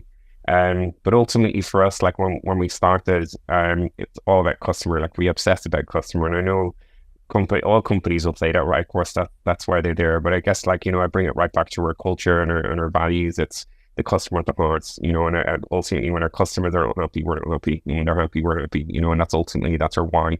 And so when we think about that, we built the system around being simple and easy to use, and try and remove the complexity away from the LMS itself. LMS can be very complex by nature because of all these different things going on, and focusing ultimately on the results. So ultimately trying to understand what are our customers trying to do, and working with the likes of Twilio and Adecco, as I say, understanding what good looks like, and trying to ensure that they're set up for success that way. But it really, just to pare it all back, and certainly just people tuned in and listening and they don't really understand too much of LMS, I don't think you have to. I think you really need to just understand about what it is that you're trying to achieve. What does good look like? What are your business goals? And then you start working through it that way, and keep it simple. I know just from my personal standpoint, I definitely have seen more engaging and interesting trainings out there now. It used to be so dry and boring, and right. And if the material is dry and boring, it's going in one ear and out the other. And for me, I'm a hands-on person. So if I'm just reading a whole bunch of theoretical material, it's not going to stick till I'm able to apply it. So how are you adding engaging features, especially with AI now? I imagine there's a lot of different things you can add in to make it more engaging. Absolutely. AI is interesting. I guess we're applying AI where we see that as you say, it can create better engagements and it can create better efficiency and so on with the platform, and ultimately the learning content for the learner in mind. So we have tools that would serve, say, our administrators, so they can very easily engage with the platform to create exams. So they can throw a topic right in there, and it could be digitization in the L&D space, and create an exam for me, and AI will go off and create an exam with questions and so forth. So that's quite engaging way to chat with the platform to create content for yourself, and all the way through to the learner side. So we have what we call an AI coach, which is coming soon. And it's that idea to engage the learner. So if you, as you say, typically speaking, to call a spade, people come in to do training because they have to, right? And they just want to get check the box and get the thing done. And sort of the AI coach is a way to bring the learner back and maybe prompt them with questions around, hey, how did you find the training? What did you learn? What did you find challenging? And that can only further then maybe help that learner's manager or, team lead to understand maybe where the person is being challenged. It might indicate maybe where the content can be better. And again, it can help the instructors that are creating that type of content. So I guess it's all multi-purpose when it comes to AI from that point of view, and we're still discovering and learning more about it. Of course, AI can hallucinate, and you've got to be careful with that. And data privacy is also a thing that people are talking about. But I think if you think about AI from the pure sense and using it in those ways to engage people, it can be really, really powerful, and that's what we're indexing on. Especially when it comes to efficiency, it can be hugely powerful from the time. We know we're seeing a lot of technologies that have advanced rapidly in the last couple of years, AI being one of them. So from your experience, are you working with any companies that are struggling with staffing and finding the employees with the skill sets that they need, and they're looking for a way to train within the company and skill up their employees they already have? Absolutely, yeah. Like skilled, it's funny you should say skilled. Skilled is really an important topic right now out there in the industry, and everything from ensuring that your content is tagged with the relative skills that content would provide, through to understanding ultimately your user base and your employee ecosystem, what skills are out there, and what do they need to get to the next level. So, for example, like we've introduced a lot of different integrations with HR applications so that we can exchange data back and forth. So it can be, we've seen that it's quite key in the industry that as you deliver your training and you're working through that you can get the analytics back, and the analytics is key so that you can bring the data back out to maybe your BI systems, literally crunch it, compare it with your employee base and the skill sets that are there, to then further understand then the next level up and the next skill. So that there's plenty of ways to do that. We've got ways that you can tag your user profiles within Learnathon, for example, so that you can report on that and easily group by different skill sets and so forth. So absolutely on point. Like, it's a great question. And I would say like it's a hot topic out there right now in the industry, just about how you do that and what's the most efficient way. So for companies that are looking to implement some sort of training and development program that have not done it before, what do you recommend to them as the starting point? That's a great one. I bring it right back to what do you want to achieve? What's your good look like? What's your business results? So that might be anything, let's say, from it might be employee retention. So if you're trying to ensure that people feel that they're learning and that they're training and they're upskilling and growing in their career, that might be a metric that you want to track. It might be revenue, and that's maybe a growth factor that you need to decide on. And I think once you know what that means and what good looks like to you and the why behind what you're doing, then everything else gets easier. And so, for example, like for us, we try and not talk to our customers too much about the platform. Right? We try and understand what it is they're trying to do first. What's the goal? And then we start trying to pick and choose with them what's the best feature set, what's the best way to achieve that. So I think start with that. I think there's a plethora of applications out there, not just LMSs and all these different things that you need to try and wade through and navigate through. My best advice is to step away from that and not try and get too distracted by the noise. The signal is your business result, what you're trying to do, and then work backwards then from there. So certainly having content, learning content, having that at the ready is definitely helpful. But having said that, to your point, like with AI now, it's very easy to generate very quickly content. And so that's becoming less and less of a problem, I would have said, particularly for people starting greenfield and so forth. So yeah, bring it right back to what you're trying to achieve. That's the most important point. All right. Well, if there was one key takeaway you could leave our audience with today, what would that be? That's a great one. Keep learning, always keep learning. I think as humans, we absolutely love to learn. And that can be everything from sort of like new technologies and learning about maybe the L&D space and things like that. That's certainly a key thing. But I think maybe to bring it back to your question, like if you were starting from greenfield, and I think there's a lot of people out there now that are doing that, is to you take the time, step back, learn as much as you can. As I say, the L&D space is vast. There's a lot of different elements and platforms out there.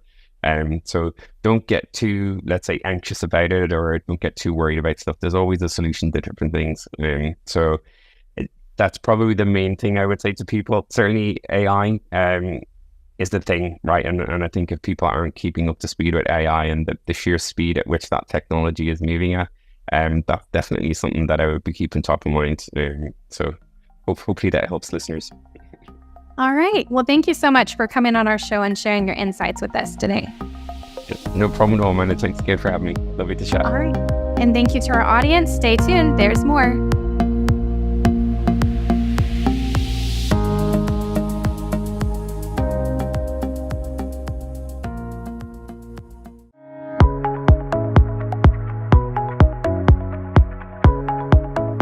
Hello, everybody, and welcome back to the latest edition of the Cloud Native Now podcast. I'm your host, Mike Vizora. Today, we're here with Paul Nashawati once again, who's practice lead for application development for the Futura Group. Hey, Paul, how are you? Good, Mike. Good to be here. Hi. We have a story up on Cloud Native Now that I really like because it kind of pokes at some of the fundamentals of this whole migration to the cloud.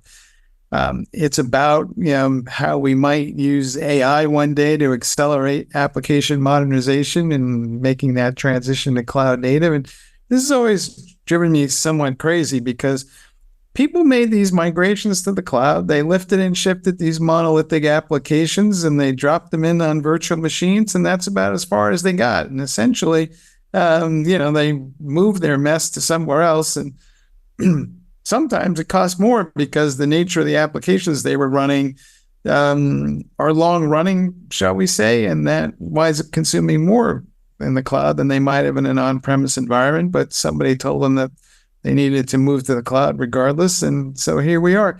And then I feel like we all just got stuck. So, Paul, where are we on this modernization effort? What does it take to turn these monoliths into something that is more cloud native, microservices driven, and that theoretically will take advantage of things like Kubernetes to be less costly to run? Yeah, wow, Mike, there's a lot there to talk about. There's when we look at, the practice that I run here at the Futura Group, I kind of frame up the applications as past, present, and future. And what you talk about is kind of the goal of many organizations is to modernize their heritage applications or, their legacy environments to kind of move off old infrastructure and move off legacy software that may have security holes or not optimized properly, et cetera, et cetera. And there's a number of reasons why moving to the cloud requires some thought, right? And it's not just everything moves to the cloud and everything it gets refactored and everything becomes cloud native and you're using full elasticity of the cloud to kind of get you what you need to go to. It really does require understanding what those applications are doing, because when you look at modernization efforts and you're taking a heritage application and the last thing an organization wants to do is refactor, spend all this time and energy and money and effort to move to the cloud, and then all of a sudden realize that their application is running slower, it's not performing better, it doesn't have the same functionality as the heritage application had. That's all really not a good place to be. So many organizations are looking at and deciding what to do with their heritage applications, whether they encapsulate that and move it into a VM, make that a system of record, build new applications of engagement in the front end that access those systems of record. There's a number of ways, and not every application requires, to do all of this. So organizations have applications that live within, I call it 5 phases of the maturity model of these applications. And those 5 phases are basically the heritage or siloed applications. Then phase 2 would be a VM or an encapsulated VM. Then maybe phase 3, moving to a fat container, then to microservices in phase 4, and then fully elastic in phase 5.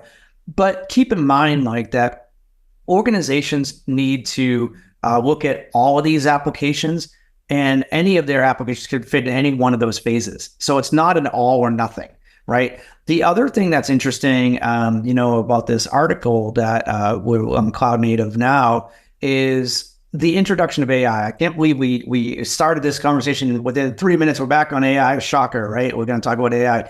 But AI really is going to provide the ability to move quickly, move faster, right? What we see is the acceleration and migration of modernization is really a top of mind for a lot of organizations, but skill gaps are typically an issue.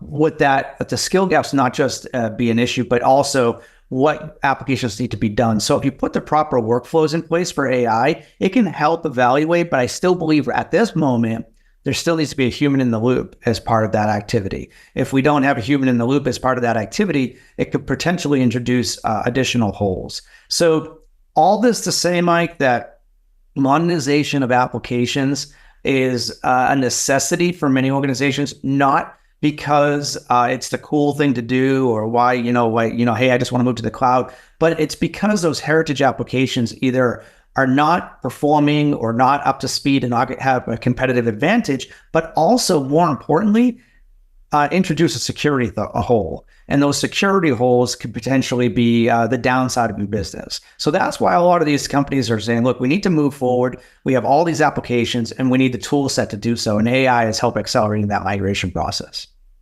I'm all for people in that loop, but whose people is the one I'm always a little bit scratching my head about, because I think we've all heard the horror stories where people are like, oh, we're going to modernize our application. And we hired this global system integrator to do that. And 2 weeks later, a bus showed up with all these college kids who moved in for a year. And we wound up paying them a fortune. And a year and a half later, we still haven't finalized this thing because it's manual and nobody can understand the spaghetti code in the first place. And it just became, too unwieldy to do. So I'm a little optimistic that, I've at least heard of stories where people are moving apps and re-engineering them with the help of AI, and it doesn't require a small army of people.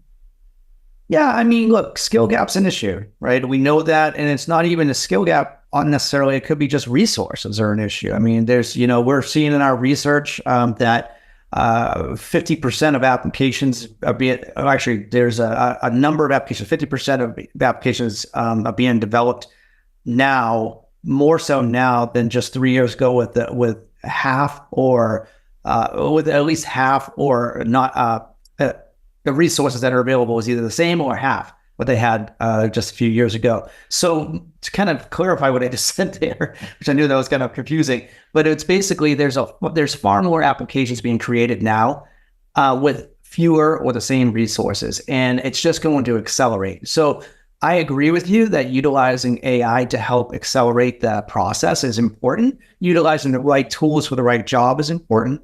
But it's also, you have to know what you're putting in place in order to make it work. And that's what those resources, a number of people coming to your site and staying on site for a while, it has to be managed appropriately. And that's what I'm seeing with a lot of these organizations in our research. Of course, it could be that building a new application to replace the old application is still faster than rewriting the old application, but we'll see how that turns out. We also have some articles related to AI over on DevOps, but I wanted to call them out here because they speak to how AI will be applied to testing. And of course, that's always an issue with any kind of microservices-based application because of all the dependencies that are involved. It's highly complex.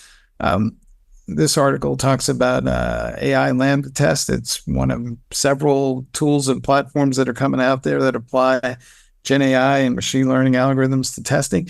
What do you think is the maturity of all this stuff? Can we rely on this stuff, or is it going to be, it's nice to have and it kind of speeds things along a little bit, but is it going to fundamentally change the equation? Yeah, Mike, I've been doing trending data for distributed cloud or multi-cloud environments for the last 4 years or so. And, what's interesting is a couple of years ago, I did a study, 2022, and I did a study that was focused around the testing, continuous integration testing within the CI/CD pipeline.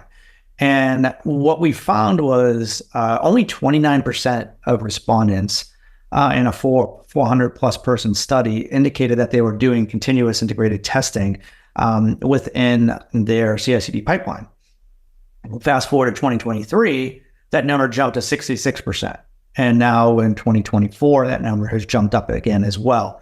Now, the reason it's jumped up is because a couple of reasons. One, when you look at testing, it was there's been a big push to move some of that testing from kind of shifting left of for testing, right? Moving it closer to the engineer, closer to the developer.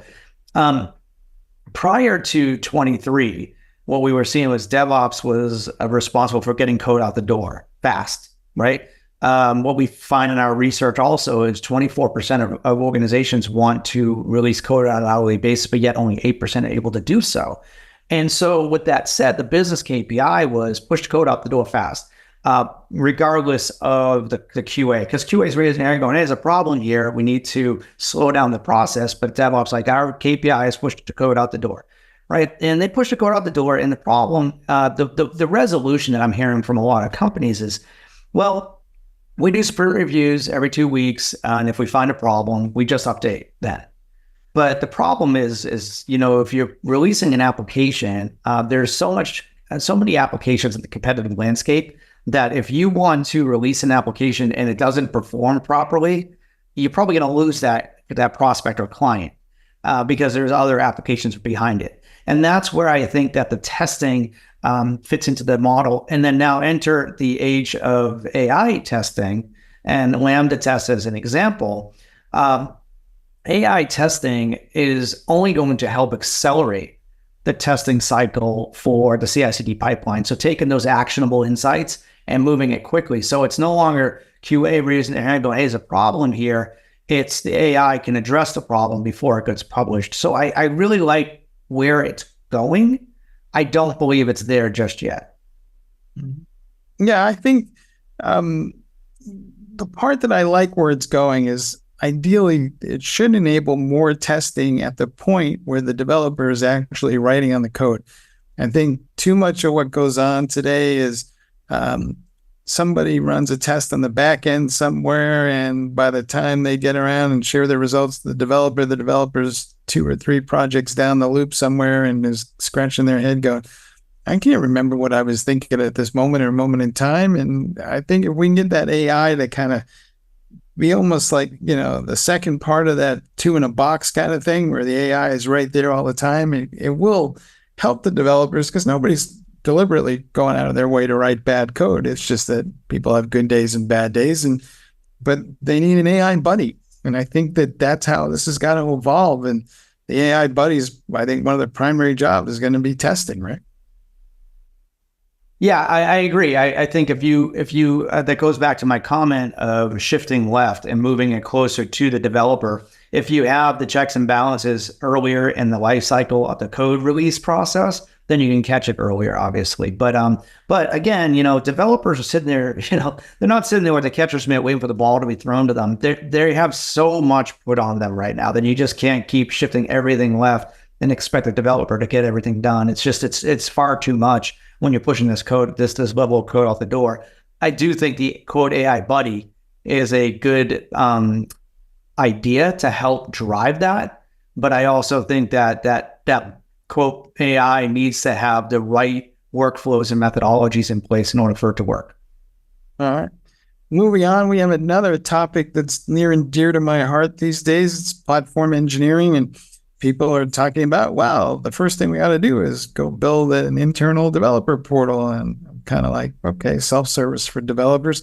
I don't think that's necessarily a new idea, but I wonder if platform engineering teams might be a little too rigid in their thinking, because it seems to me that everybody's going to want an IDP that's optimized for their project at the moment. So that lends itself, according to this article, more towards virtual clusters that I can spin up and take down on demand.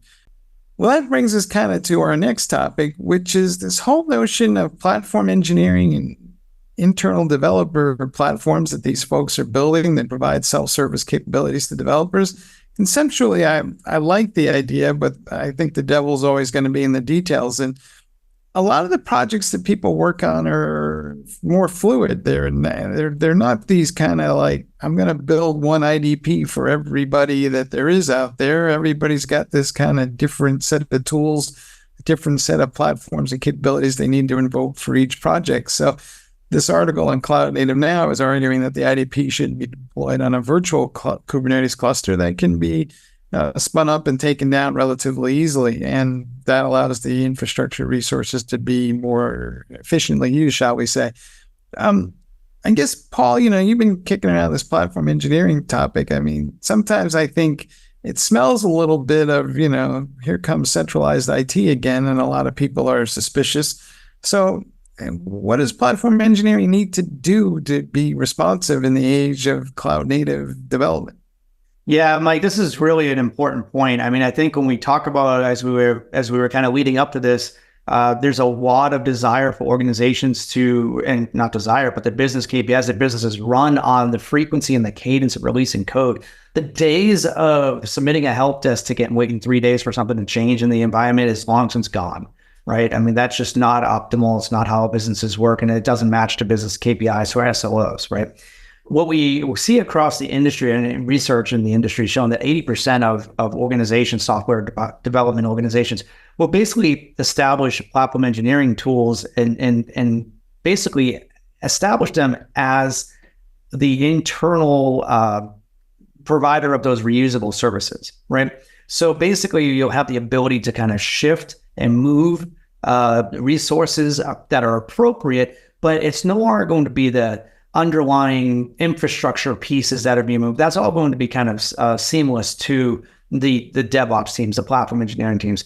The idea around creating a modern IDP in utilizing these virtual clusters is really made to be the call it the golden path for the developer, because it allows the developer to take a snapshot of an image, use that image, and then reproduce it, and if they want to use it, or to remove it if they don't need it. But it basically allows them to be very rapid at creating those environments they need to create, customizable for their environment, but also rapid deployment. Historically, it took a long time to build up these IDP environments for developers, but now it's basically the ability to do it on a virtual cluster allows for that fast deployment. And now you and I were both at the VMware Explore conference, and that kind of ties into our next story on what Broadcom is up to. And one of the things that they were stressing is that their Tanzu platform is aimed at folks who are embracing platform engineering. They're kind of not interested in the do-it-yourself crowd, and they're betting that that crowd will get tired of supporting all that stuff. And so are we kind of moving towards some sort of more integrated platform selection where all the piece parts are kind of come prefabricated, shall we say? Or, is the cloud native era is always going to have a significant percentage of folks who are just like, I'm built my own, thank you very much? Yeah, I think that, look, I mean, if you have a DIY kind of environment for your infrastructure, the challenge with it is if you do that, you own it, right? You own all of it. You own the support, you own the calls at 2:00 in the morning, you own everything that goes along with it, right? And if you don't have the backing of an enterprise level support agreement in place, then you have to figure this all out. So it requires a tremendous amount of bench strength, and also the devils are in the details. The organizations like VMware with Cloud Foundation and VCF and Tanzu, and with their announcement of Tanzu 10 for the platform, it really is aimed at taking that burden off the shoulders of the development team and organization, so they don't have to know all the nuances to make sure things are working properly. Also, it gives you the support that you need, that's needed. If you get that call at 2:00 in the morning, you have somebody to go back to and help you walk through it. What we find in our research is most organizations want to work with vendors that sponsor open source initiatives, but they want to also work with the vendors that have enterprise level support for those open source initiatives. So they want the level of doing it themselves, but they also want to make sure they have a belts and suspenders that they can go back and help. And it's not just community support to help them through it. So I think that the approach here that Broadcom Tanzu is taking around platform engineering is to make it more frictionless and making the implementation far more streamlined and easier to deploy. The main theme that I kind of took out of Explore this year was simplify, simplify, simplify, right? It was all about with VCF and Tanzu is to simplify the deployment and not provide a bag of bits, but provide, here's a platform, here's a product, you deploy it, it works, and you don't have to think about it when it's running. It's up and running, and you don't have to kind of configure it yourself. So I think that's important for platform engineering teams. It also takes that burden away from the organization versus putting it on the organization to support it. Mm-hmm. Done right, it creates something of a social contract between the IT ops folks and the developers, and one will give up, not all their freedom, but a significant amount of their right to choose any tool or do anything they want in exchange for stability. It's kind of like how society works, right? All right. I want to name next topic is Red Hat and OpenStack. And we now have an instance of OpenStack that runs natively on Kubernetes. And all the components can be scaled up as you see fit, and you can deploy which components you want. We've been talking about OpenStack versus Kubernetes forever today, but I have to wonder, have we reached a point where Kubernetes needs OpenStack now because, well, it's getting too complex to manage without it? That's one way to view it. I mean, I think another way to view it is OpenStack. It's kind of the convergence of tech stack that's in your environment.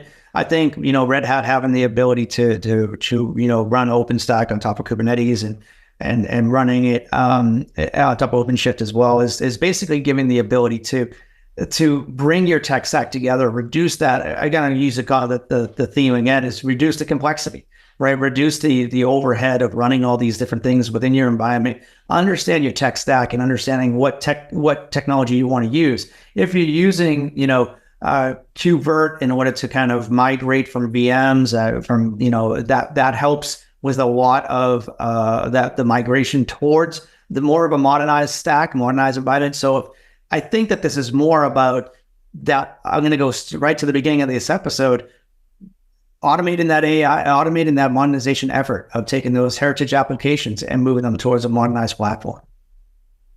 All right, folks. Well, you heard it here. We have come full circle. So thank you for spending some time with us once again. And ultimately, I think I'm more excited about this whole cloud native space today than I was when I first started covering this thing 5 or 6 years ago. It's been a long road, but I feel like, and maybe I'm just crazy, Paul, but have we reached a point now where, cloud native is kind of the default way of doing things? Oh, absolutely. I mean, it seems to be, whether it's on-prem and you're at your edge location or in a cloud, both public and private, cloud native deployment for net new applications and anything new that's being built is the preferred way of deploying.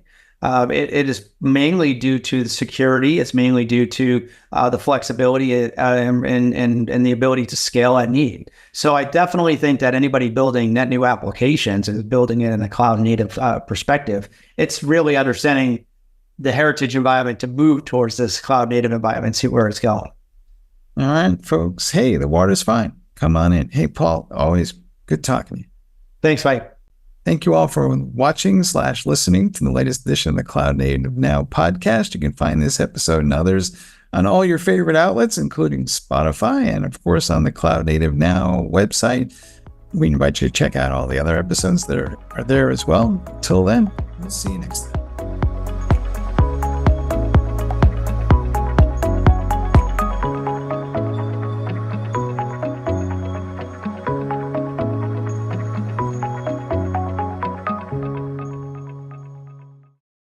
DevOps.com is the #1 online destination for DevOps education and community building. DevOps.com covers all aspects of DevOps, including DevOps best practices and tools, DevOps culture, DevSecOps, business impact, continuous testing, continuous delivery, and more. DevOps.com has the largest collection of original DevOps content, featuring breaking news, blog posts, podcasts, and more. Visit www.devops.com to learn more. DevOps.com, where the world meets DevOps.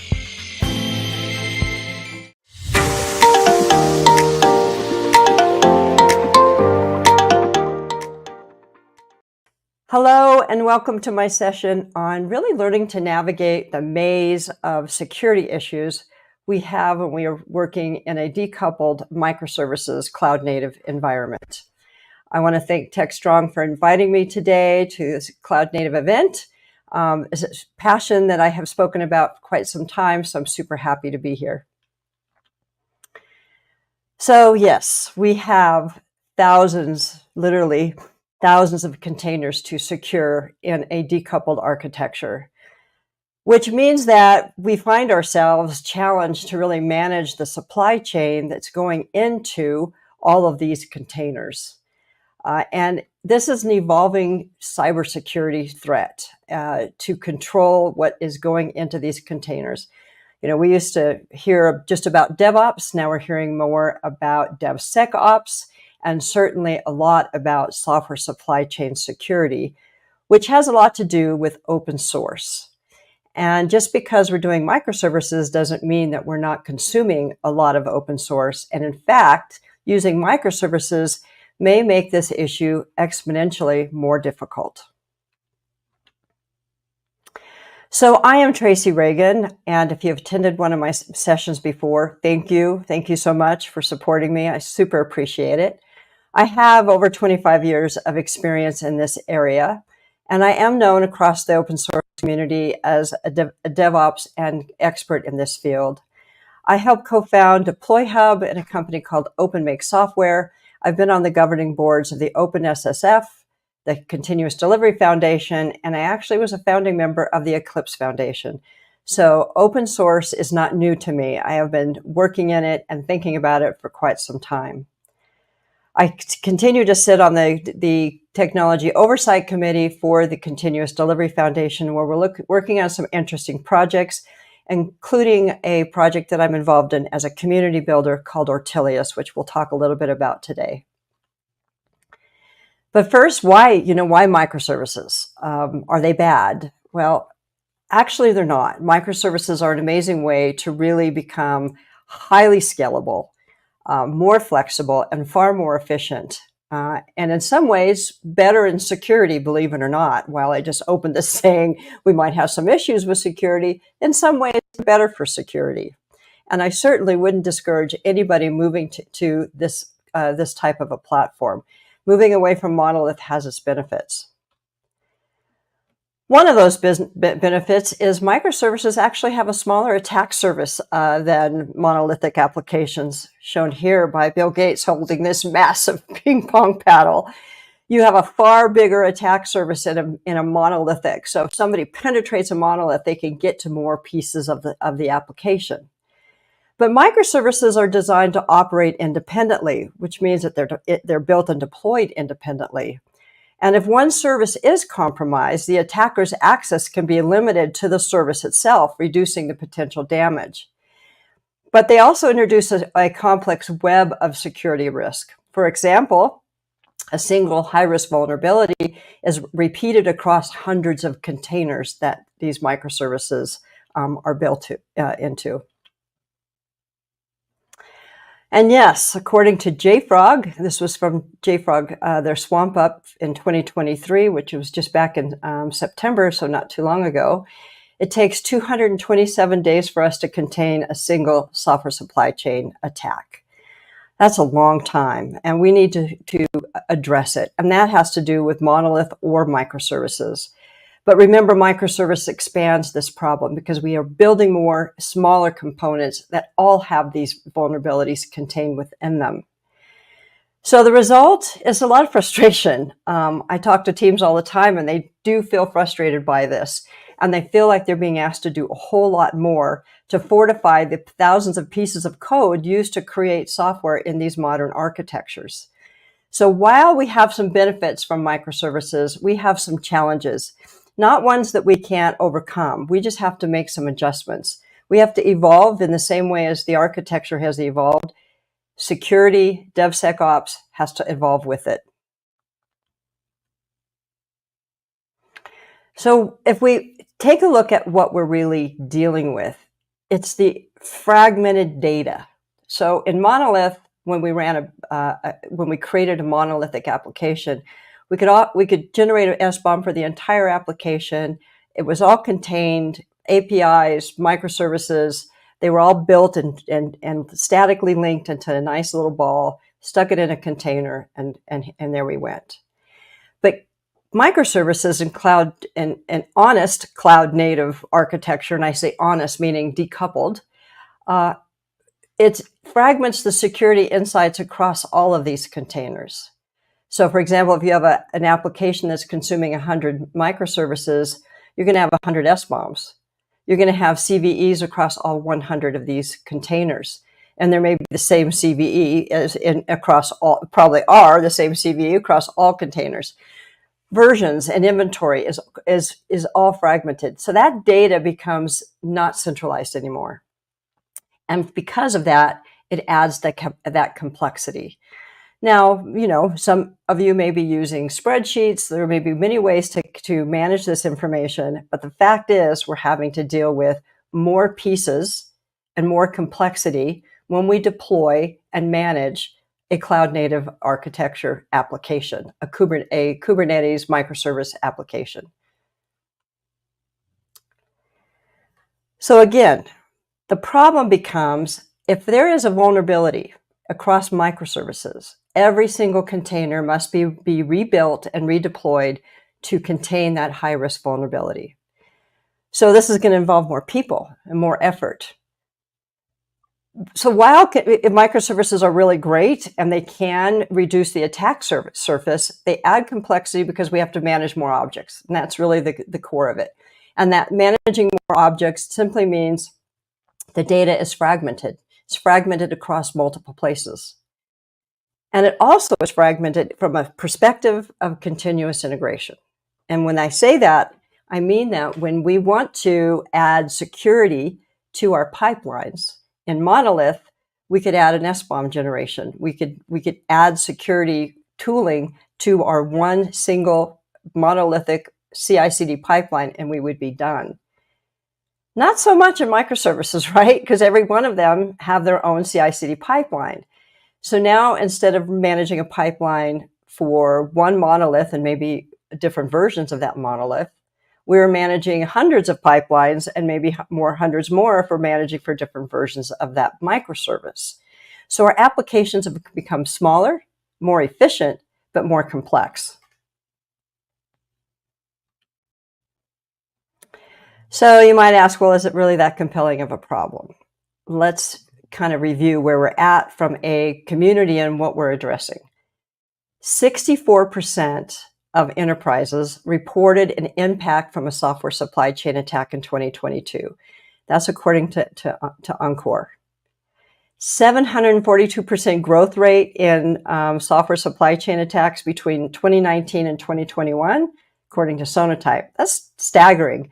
I don't know what it is now. We'll see when they produce their next report, but that's still a staggering number. 100% increase in CVEs. I think I read somewhere where they're predicting to we'll probably have about 33,000 vulnerabilities reported this year. It's a lot. It's growing every year.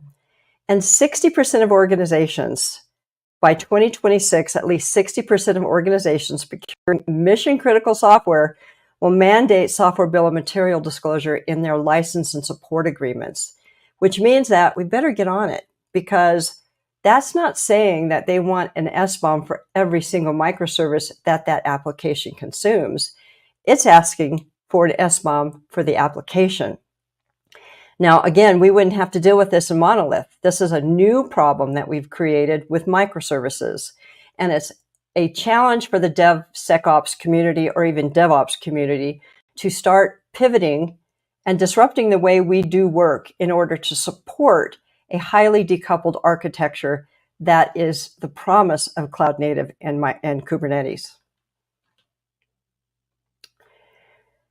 So let's just talk about some key issues for IT teams, and we'll go through each one in detail, but let's just talk about what we're talking about.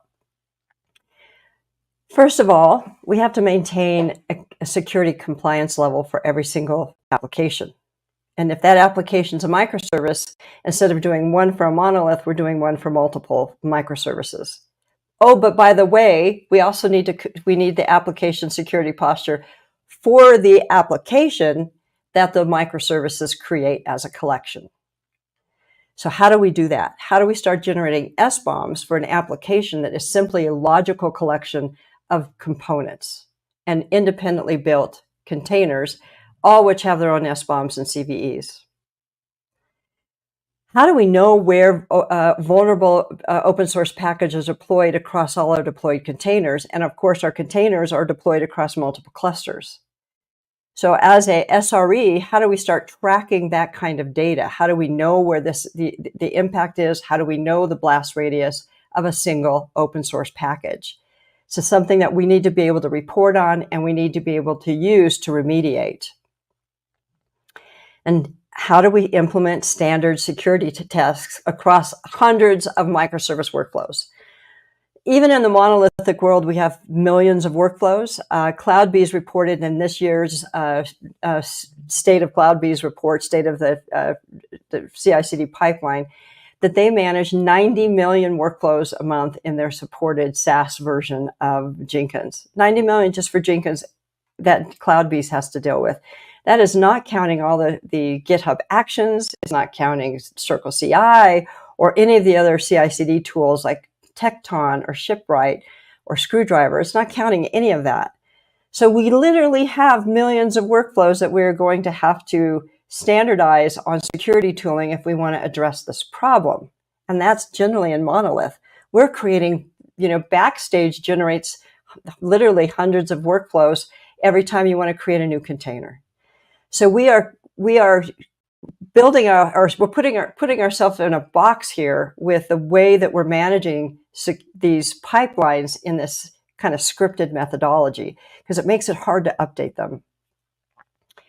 And then again, I referred to it. How do we deliver a higher level, reasonable, application level software bill of material report, especially if we're in highly regulated industries or in industries that are serving the US government? Not everybody may have to deal with this, but I'm guessing that most companies will want to deal with it because it gives them a better view of their vulnerabilities and how they're managing them. So let's dive down into each one. We'll get into the kind of the nitty-gritty. So managing security compliance levels. Don't know how many of you have been watching security, but there is a new kind of industry that or group, I guess you'd call it, that Gartner and some of the analysts are talking about, and that's Application Security Posture Management, ASPM. And that really is the ability to look at a particular component and understand how secure it is. What is its security posture? So developers, SREs in particular, DevSecOps teams, or just dev teams or DevOps teams, are starting to be asked to provide more details about the software they deliver.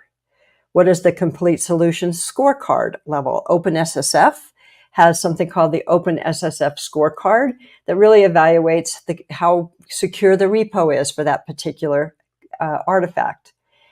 Did all the consumed services comply with SALSA, which is a build level standards? Is there an SBOM? Is there a way to even track vulnerabilities past doing static code analysis? So from the most part, I believe that companies like JFrog and Sonatype have done really good messaging around the importance of doing static code analysis, where you can see vulnerabilities, you can see problems in the structure of your code. But now we have to start going beyond a single point in time and looking at the application posture. We have to go beyond the creation of the container, beyond the build. And beyond the build is a world where we have new zero-day vulnerabilities show up after we have created the container. How do we see that? How do we know that what we just delivered 10 minutes ago now has a high-risk vulnerability? While it's not something we might need to know every day, if something comes up like another log4j, we really need to know that. And guess what? We are being hammered on harder and harder every single day. The better we get at protecting ourselves, the better hackers get at figuring out ways around our security guards. So in a microservice architecture, because the security intelligence is fragmented across all these deployed containers, the IT teams need the security data aggregated up to these logical domain levels. Now, maybe we need to start seeing it beyond just one container. Maybe we have to see our security posture at a logical application level. So an application team who's consuming microservices can understand their application posture, because one microservice could bring down their credit rating. It's kind of like keeping your credit score high. The other thing is we might need to be looking at not just an application security posture, but an environment security posture. Let's look at it from an environment point of view, and maybe at a director or manager level of point of view. So there are different domains or contexts in which we can see application security and the posture of application security beyond just the container. And if we start tracking that information, we may have better insights into how vulnerable our environments are, our applications are, or how a particular team may be consuming open source that makes them have a lower credit score than a team that might be doing better work. These are views that managers need to have and directors need to have to understand areas of problems. When we don't have the evidence, when the evidence is so fragmented and we don't have a good view of these higher level domains, tracking security just becomes more difficult. Where is Log4j running? I use this example, even though Log4j, we've heard about it over and over and over, but not everybody's still protecting themselves from this type of a vulnerability. We need to be able to answer that question. Are we using that version of Log4j, and is it running right now in any of our production environments, and how problematic is that? So again, at build time, your static code analysis will tell you what OS packages were used, but what about beyond the build? Because vulnerabilities are found every day, we need to start tracking the vulnerability to the deployed environment. That intelligence is what we need to expose the risk level and to determine how quickly we need to respond. So if you were not running a version of Log4j that had the exposure, you didn't need to worry about it. And one report should be able to show you that. So connecting the package, the vulnerability to the package to the container, and the container to the deployed endpoint is part of that problem. It is what we like to call understanding your blast radius. If there's a vulnerability in an OS package, what is the blast radius of that vulnerability, and what are my runtime environments that are impacted? Easy onboarding of security tools in CI/CD. I'm going to talk a little bit about this because it is something I am super passionate about. We need to solve this problem. If we have millions of workflows, we need to make it easy for teams to add security tooling. Every microservice has its own CI/CD workflow. They're independently built and deployed. Every CI/CD workflow must be updated with security tooling. It's a manual, huge task. This is an area that we need new tooling and new thought leadership to disrupt the way we have been managing our workflows for quite some time. Even the Jenkins community has spoken about this for quite a long time now. The use of plugins have slowed down our ability to be agile ourselves, even though we constantly preach the importance of agile development. And then number 4, this logical application SBOM. I think if you start looking at SBOMs and start reading and learning more about software bill of materials reports, you'll start seeing that there's a lot of discussion around SBOM sharing.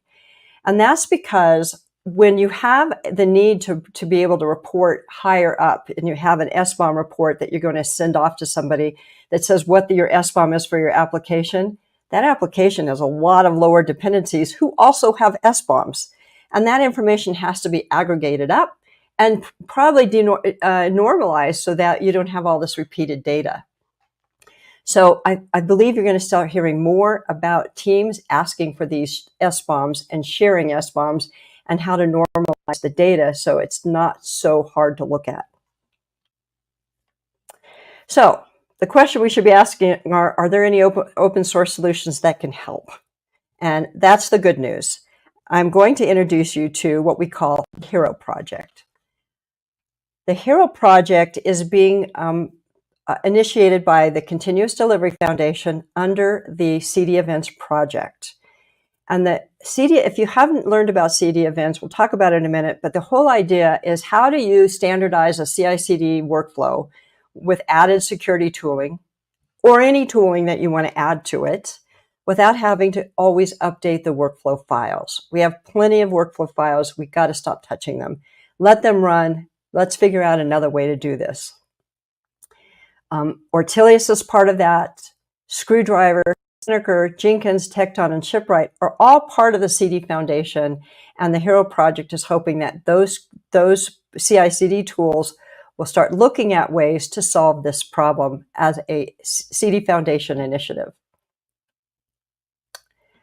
So what the HERO project is taking existing pipelines from whatever CI/CD tool you may be using and create a proper message queue and listener to broadcast events on certain events.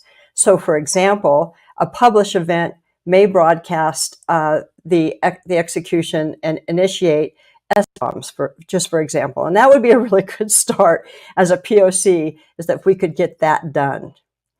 But the second thing is, why are we generating this kind of data if we're not consuming it? So a central evidence store becomes important. And if you want to learn more about central evidence stores, Fidelity, end user for the CD Foundation, published a document that they have been working on that does use CD events. They've customized it somewhat, and it includes an evidence store to start gathering this information. So two things we can do is we can, with Ortelius and CD events and the existing projects, we can look at standardizing the workflows and collecting the evidence so we can start sharing this information and answering questions that we asked in our use cases. So what is CD events? Standardized workflows. That's simplifying it because it's much more interesting than just that.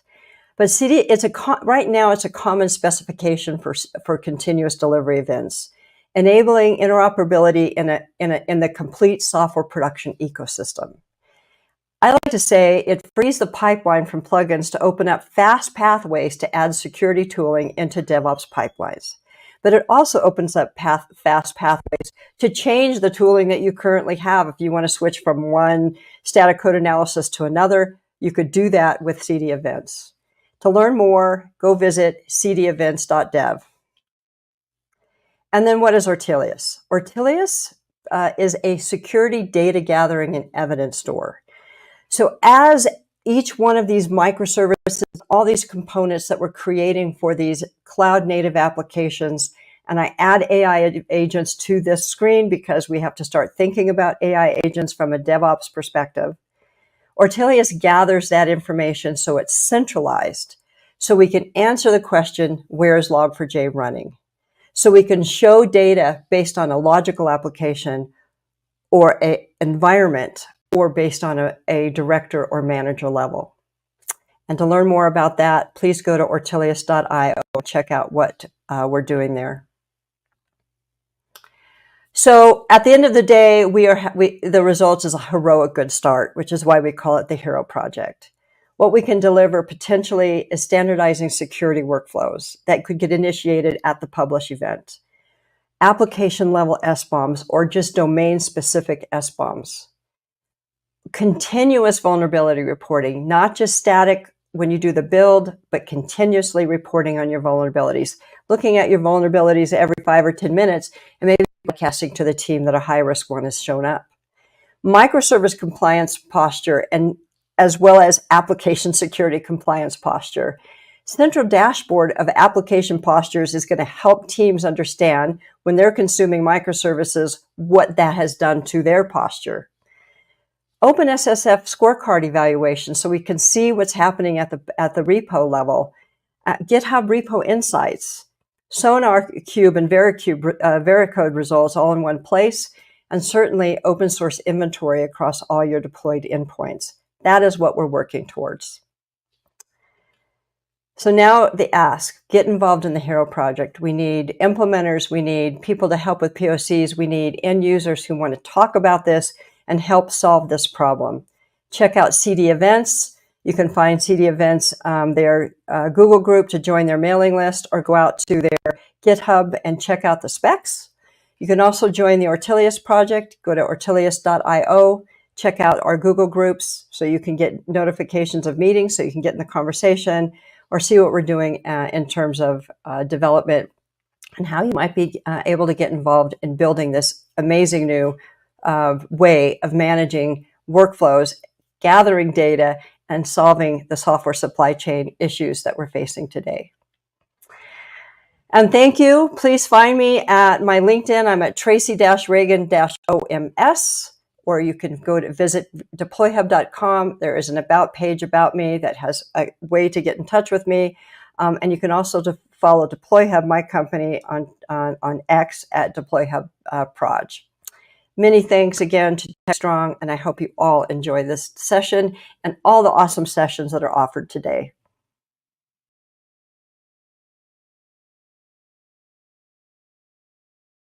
Cloud Native Now is the web's leading resource for the growing cloud native ecosystem. CloudNativeNow.com is your destination for news, thought leadership, features, and webinars on cloud native architecture, Kubernetes, serverless, cloud native application development, microservices, service mesh, cloud native security, and more. Stay on the cutting edge of modern application development at Cloud Native Now.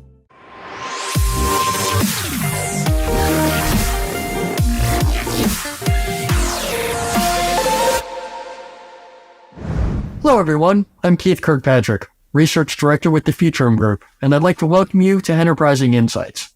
It's our weekly podcast that explores the latest developments in the enterprise software market and the technologies that underpin these platforms, applications, and tools. This week I'd like to talk about Microsoft's Industry Analyst event, which took place in Burlington, Massachusetts this past week. This is an event where I got to attend with a number of other industry analysts to really get a sense in terms of how Microsoft is approaching these solutions. And these solutions are those that are tailored to companies that work in very specific industries, things like financial services, healthcare, manufacturing, retail, so on and so forth. So I get to talk with the product managers. I get to talk with the strategy people. But most importantly, I got to hear from customers, which is really ultimately what I'm interested in, because there's certainly vendors have their point of view and they're going to usually paint things in a pretty rosy picture, but I want to understand what is it that customers actually deal with in terms of using these solutions. What sort of challenges do they have, and then how were they overcome? So let's get into it here. So Microsoft has really kind of taken an interesting approach to going out and marketing their solution to different industries. They're taking sort of a three-pillared approach to things, starting with the Microsoft Cloud. Now, they are not unlike other SaaS vendors in the marketplace, where they obviously would love to see organizations basically ingest all of their corporate data into the Microsoft platform or to their own platform. Why? Well, obviously, there's a couple of things going on there. The more data that is imported into their cloud, that's revenue in terms of consumption, in terms of looking at the actual use of cloud storage. So there's a revenue component there. Now, there's also the other factor, which is it is much, much easier to ensure that data, is available and is able to be acted upon things like automation systems and artificial intelligence if it's all held within a single location. Now, that's not to say that they're not trying to play nice with different APIs and connectors to other sources. Of course they are. That's really a prerequisite for operating in today's business environment. You could not have that walled garden approach anymore. It just doesn't work. Most technology stacks at large organizations are multifaceted with a number of different vendors in terms of, where they store data, in terms of data lakes or data warehouses, and then the applications that are actually used to act upon that data. It is unlikely that you will only have a platform from one vendor and nothing else. Now, that's one pillar is their cloud. Now, second pillar what they're talking about is this industry AI capabilities. And really what that is, they are gone out and they work with a lot of different customers in the marketplace in very specific industries. And they are gaining and have gained very, very specific domain knowledge in terms of the different workflows and processes that are used within a specific industry. And why is that important? Well, if you think about the way we look at work processes in retail are going to be very, very different than they are in manufacturing. They're going to be different than they are in financial services. They're going to be different than in healthcare. And not only that, there are different industry regulations and restrictions in terms of what processes can be undertaken, what steps are required, what sort of data protection regulations or data handling regulations are involved. All of that kind of stuff really is very specific to each industry. And even more so, if you think about it, it's not only just the industry, but even in terms of where you are within that value chain in that industry. All of that requires a lot of very, very specific domain knowledge. Organizations like Microsoft, which have a long history of working in these different industries over time, they build up that sort of expertise and knowledge in terms of understanding how that works. And they are incorporating all of that into their various platform offerings that are targeted at these specific industries. And then the third component or third pillar that they were talking about was their industry partner ecosystem. This is certainly something that's increasingly important in terms of having other organizations that handle different parts of the value chain, making sure that they're able to capture, share, utilize data from outside of an internal system, making sure that they're able to incorporate data from other sources, making sure that they're able to interact with applications from outside of the particular company, platform. And of course, then there's also the vendor community or third-party vendor community in terms of making sure that solutions can be properly customized. Because, one of the things is obviously as organizations are trying to deploy AI, there are going to be things that work pretty well off the shelf, pretty basic capabilities like summarizing meetings, things like that. There, you might need to do a little bit of tuning, or you might need to make sure that there have been guardrails applied to make sure that certain terminology in an industry is properly reflected within the tool. But, that is not terribly difficult.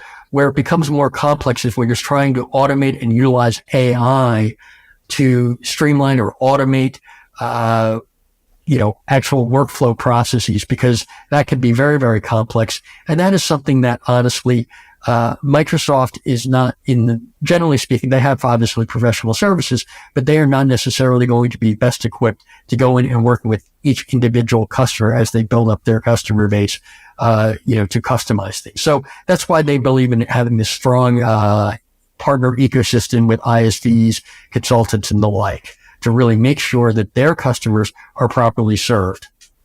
Now, I want to talk a little bit about some of the things that I heard there that are particularly interesting.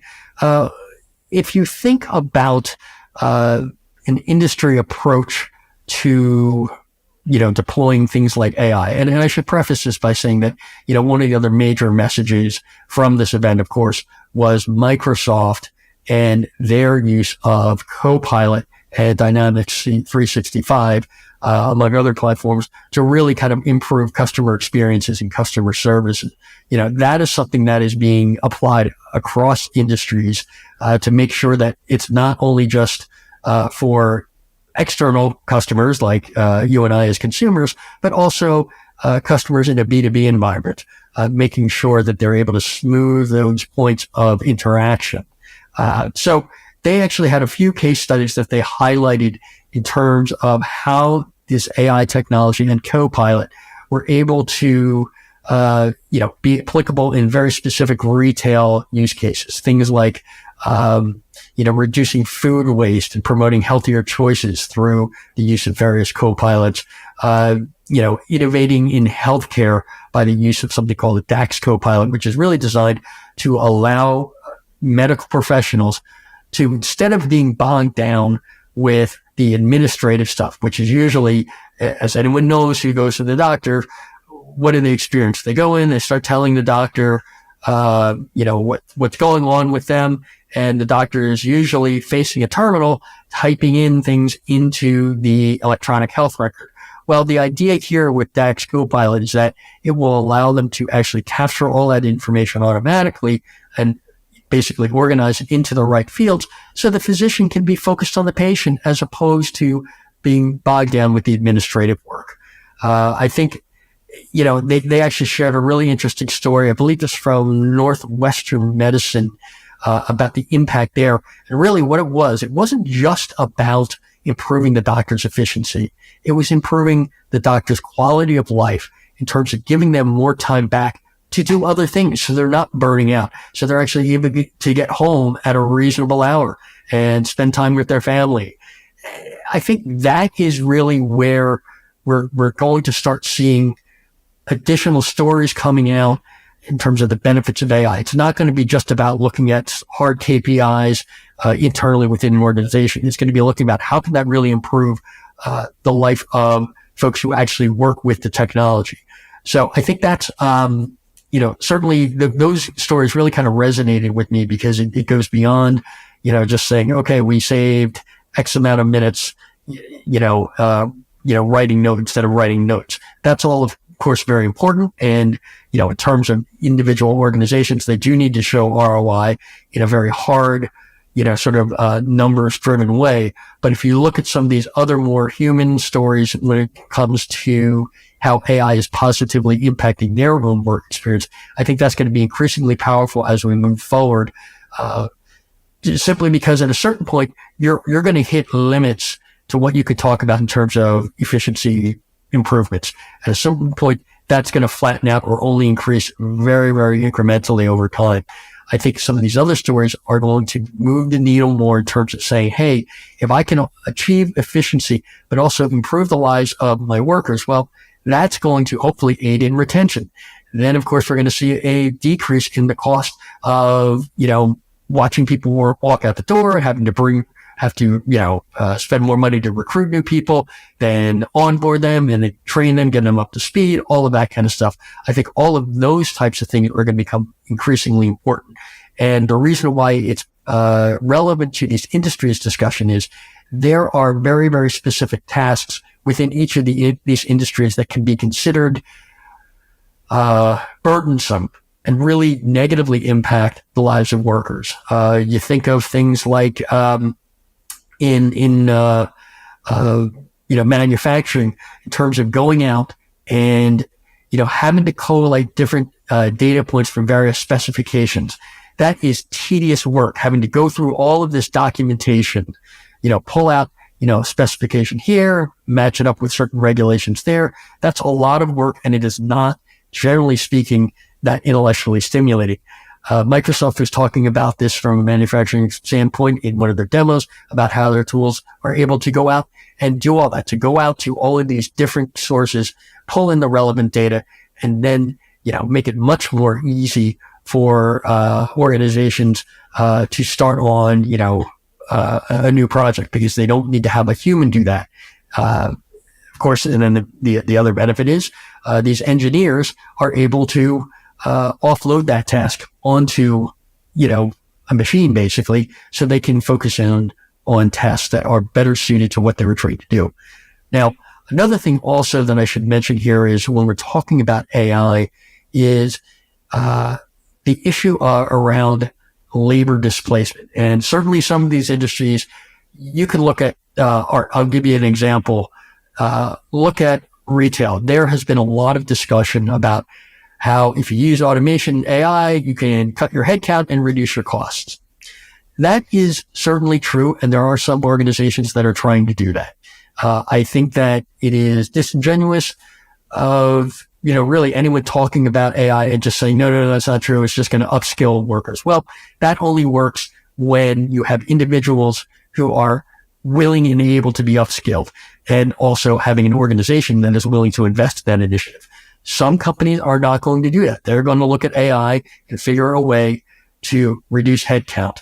And, whether that's good, bad, otherwise, that's not really for me to decide. But I will say that is certainly going to occur, particularly as AI gets better and more reliable. Now, what I can also say, though, is that AI will also be used in many organizations, particularly highly technical ones, to deal with the other issue in the market, which is finding and retaining qualified talent and getting them up to speed quickly. If you think about how AI can quickly, cull through, hundreds or thousands of pages of documentation, pulling out all the relevant information, summarizing it, and providing that to, let's say, a junior engineer, you're able to get them up to speed so much more quickly than in the past, where a lot of it was sort of institutional knowledge that was passed down over time whenever it was convenient for a more senior engineer to impart their knowledge to a junior person. I think that is going to be a real benefit to organizations where there's a lot of very highly technical information that needs to be quickly transferred to more junior people to get them up to speed. And it can also be in non-technical situations. It could be, retail is another great example of that, where, there may be institutional processes or procedures that may suffer from the telephone effect of, here's what the manual says of the proper procedure to, let's say, complete a return in a retail store. Well, it may be over time, it just is one person telling another person the way to do it, and it may not be correct. By actually having, vetted information being provided to that individual, that new trainee, that new person, in a very easy way, that can certainly help them get up to speed and also put them into compliance, or ensure that they're in compliance with processes and procedures much more quickly. And another one that was actually really interesting, another sort of benefit that I heard about, and I hadn't thought about it, but if you think about the way human resources are allocated a lot of times, they may be specialists in one area, particularly in technical areas. But if there is demand for, not necessarily their domain knowledge, but their ability to solve problems or think about, how to apply a company's solution, and it isn't in their core area, well, in the past, it used to take a long time to get them up to speed. Again, using AI, organizations will be able to quickly pull together all of this resonant knowledge that's in the organization and quickly present it to a person in a way that's easily digestible. And of course, as we, think about co-pilots and this generative assistance and natural language, there are certainly tools that are being built into organizations to allow them to ask in natural language, how do I do this? Or what's the proper procedure for this? Making it much easier to get somebody who already has a certain, technical ability or skill, get them up to speed in an area that is not their specialization. So I think there's a real benefit there. And it was interesting to hear about that, at this forum, because generally when we hear about AI, a lot of it is just focused on efficiency or, making sure that, low-skilled workers are, that they're able to kind of deflect inquiries or whatever away from these lower skilled workers so they can lay them off and save money. So really interesting to hear about that. I think the other key kind of takeaway that I had from this particular meeting is thinking about Microsoft. And, it is obviously, probably the leading SaaS vendor out in the market right now. And the reason is they have such a wide, footprint across both, enterprises as well as consumers, and all of those, sort of, I would consider to be, SMBs to mid-market companies that maybe, that are using various Microsoft platforms. They are able to do something that's really interesting in terms of, looking at the market and really kind of really kind of leaning into their Copilot technology and illustrating these benefits from the very, very consumer focused use cases to much more complex workflows, that sort of thing. And I think that's important because they meaning Microsoft as an organization, are accumulating all of this knowledge, all of this data on how AI is working and also how AI is not working. I think that's going to be particularly important as we move through time, as we move on down the road here and start to see AI, really become not sort of this add-on, which is the way it is generally being treated right now as an add-on, and becomes a more integrated part of an application. Now, that being said, I am not convinced that Microsoft is going to follow this trend that some other vendors are in terms of moving to a consumption model. I still see them using a seat-based license for many applications. Again, that's simply because they are a software company, generally speaking, and they need to make sure that they appropriately frame and capture that value that they're delivering back to their customers. And so far, I think they've been able to do that in, demonstrating, all right, here are these benefits, and, it's going to cost you X number of dollars per seat more to do so. Now, do I think the pricing may be, may it shift or come down, particularly as competitors continue to leverage, continue to kind of highlight their AI solutions? Yeah, it's possible. Will they potentially move to a partial consumption model on things? Yeah, absolutely. I think, depending on the use case, it's very possible that might happen. But generally speaking, this is not like an Oracle situation where they own all of this compute and are able to kind of bake in the cost of AI easily. So in that sense, in one way, they're talking about, really kind of just sort of embedding the functionality of AI into their entire platform. But in terms of how they're pricing it, I still think, at least in the near term, we're going to see it be sort of looked at as sort of an add-on additional cost, but you're getting additional value. So really interesting developments there. I know they're going to be talking more in the future, not just about Copilot, but also about what they're doing around agents. Certainly they have agents now. The way that they have talked about it in the past was looking at it as Copilots are essentially the orchestrators or the orchestration layer to help enable AI agents. And I think that's an interesting approach. We'll see how that messaging lands in the market, and certainly looking forward to hearing more details from the company over the next several weeks and months about that strategy. With that, I want to move to my rant or rave segment. This is where I take one item in the market and I will either champion it or criticize it. So this week, I actually have a rave, and this is really sort of an industry-wide comment on kind of what I'm hearing from vendors. I've been having a lot of vendor meetings, both in person and through various Zooms or Teams meetings or what have you. And one of the nice things that I'm really hearing is I am hearing less about, hey, we've rolled out this new feature and, this new capability. And I'm hearing more about the metrics that really tend to matter to end customers. And that's time to value, ease of implementation, the ease of use of the solution. All of these types of things are really interesting because that's what matters to buyers. Features are great, but as I've said time and time again, and I'm not the only one saying it, you may, as a vendor, have one thing that works better than your competitor right now, but they're going to eventually catch up. Maybe they'll leapfrog you, and you'll be going back and forth like this to the point where there's a certain level of functionality where I believe it levels off and it will no longer be a competitive differentiator. And it'll go back to all of those other elements that are important, whether we're talking about generative AI or really any kind of technology. So I'm really happy to be, to come here and tell you that I'm hearing much more of talk around that.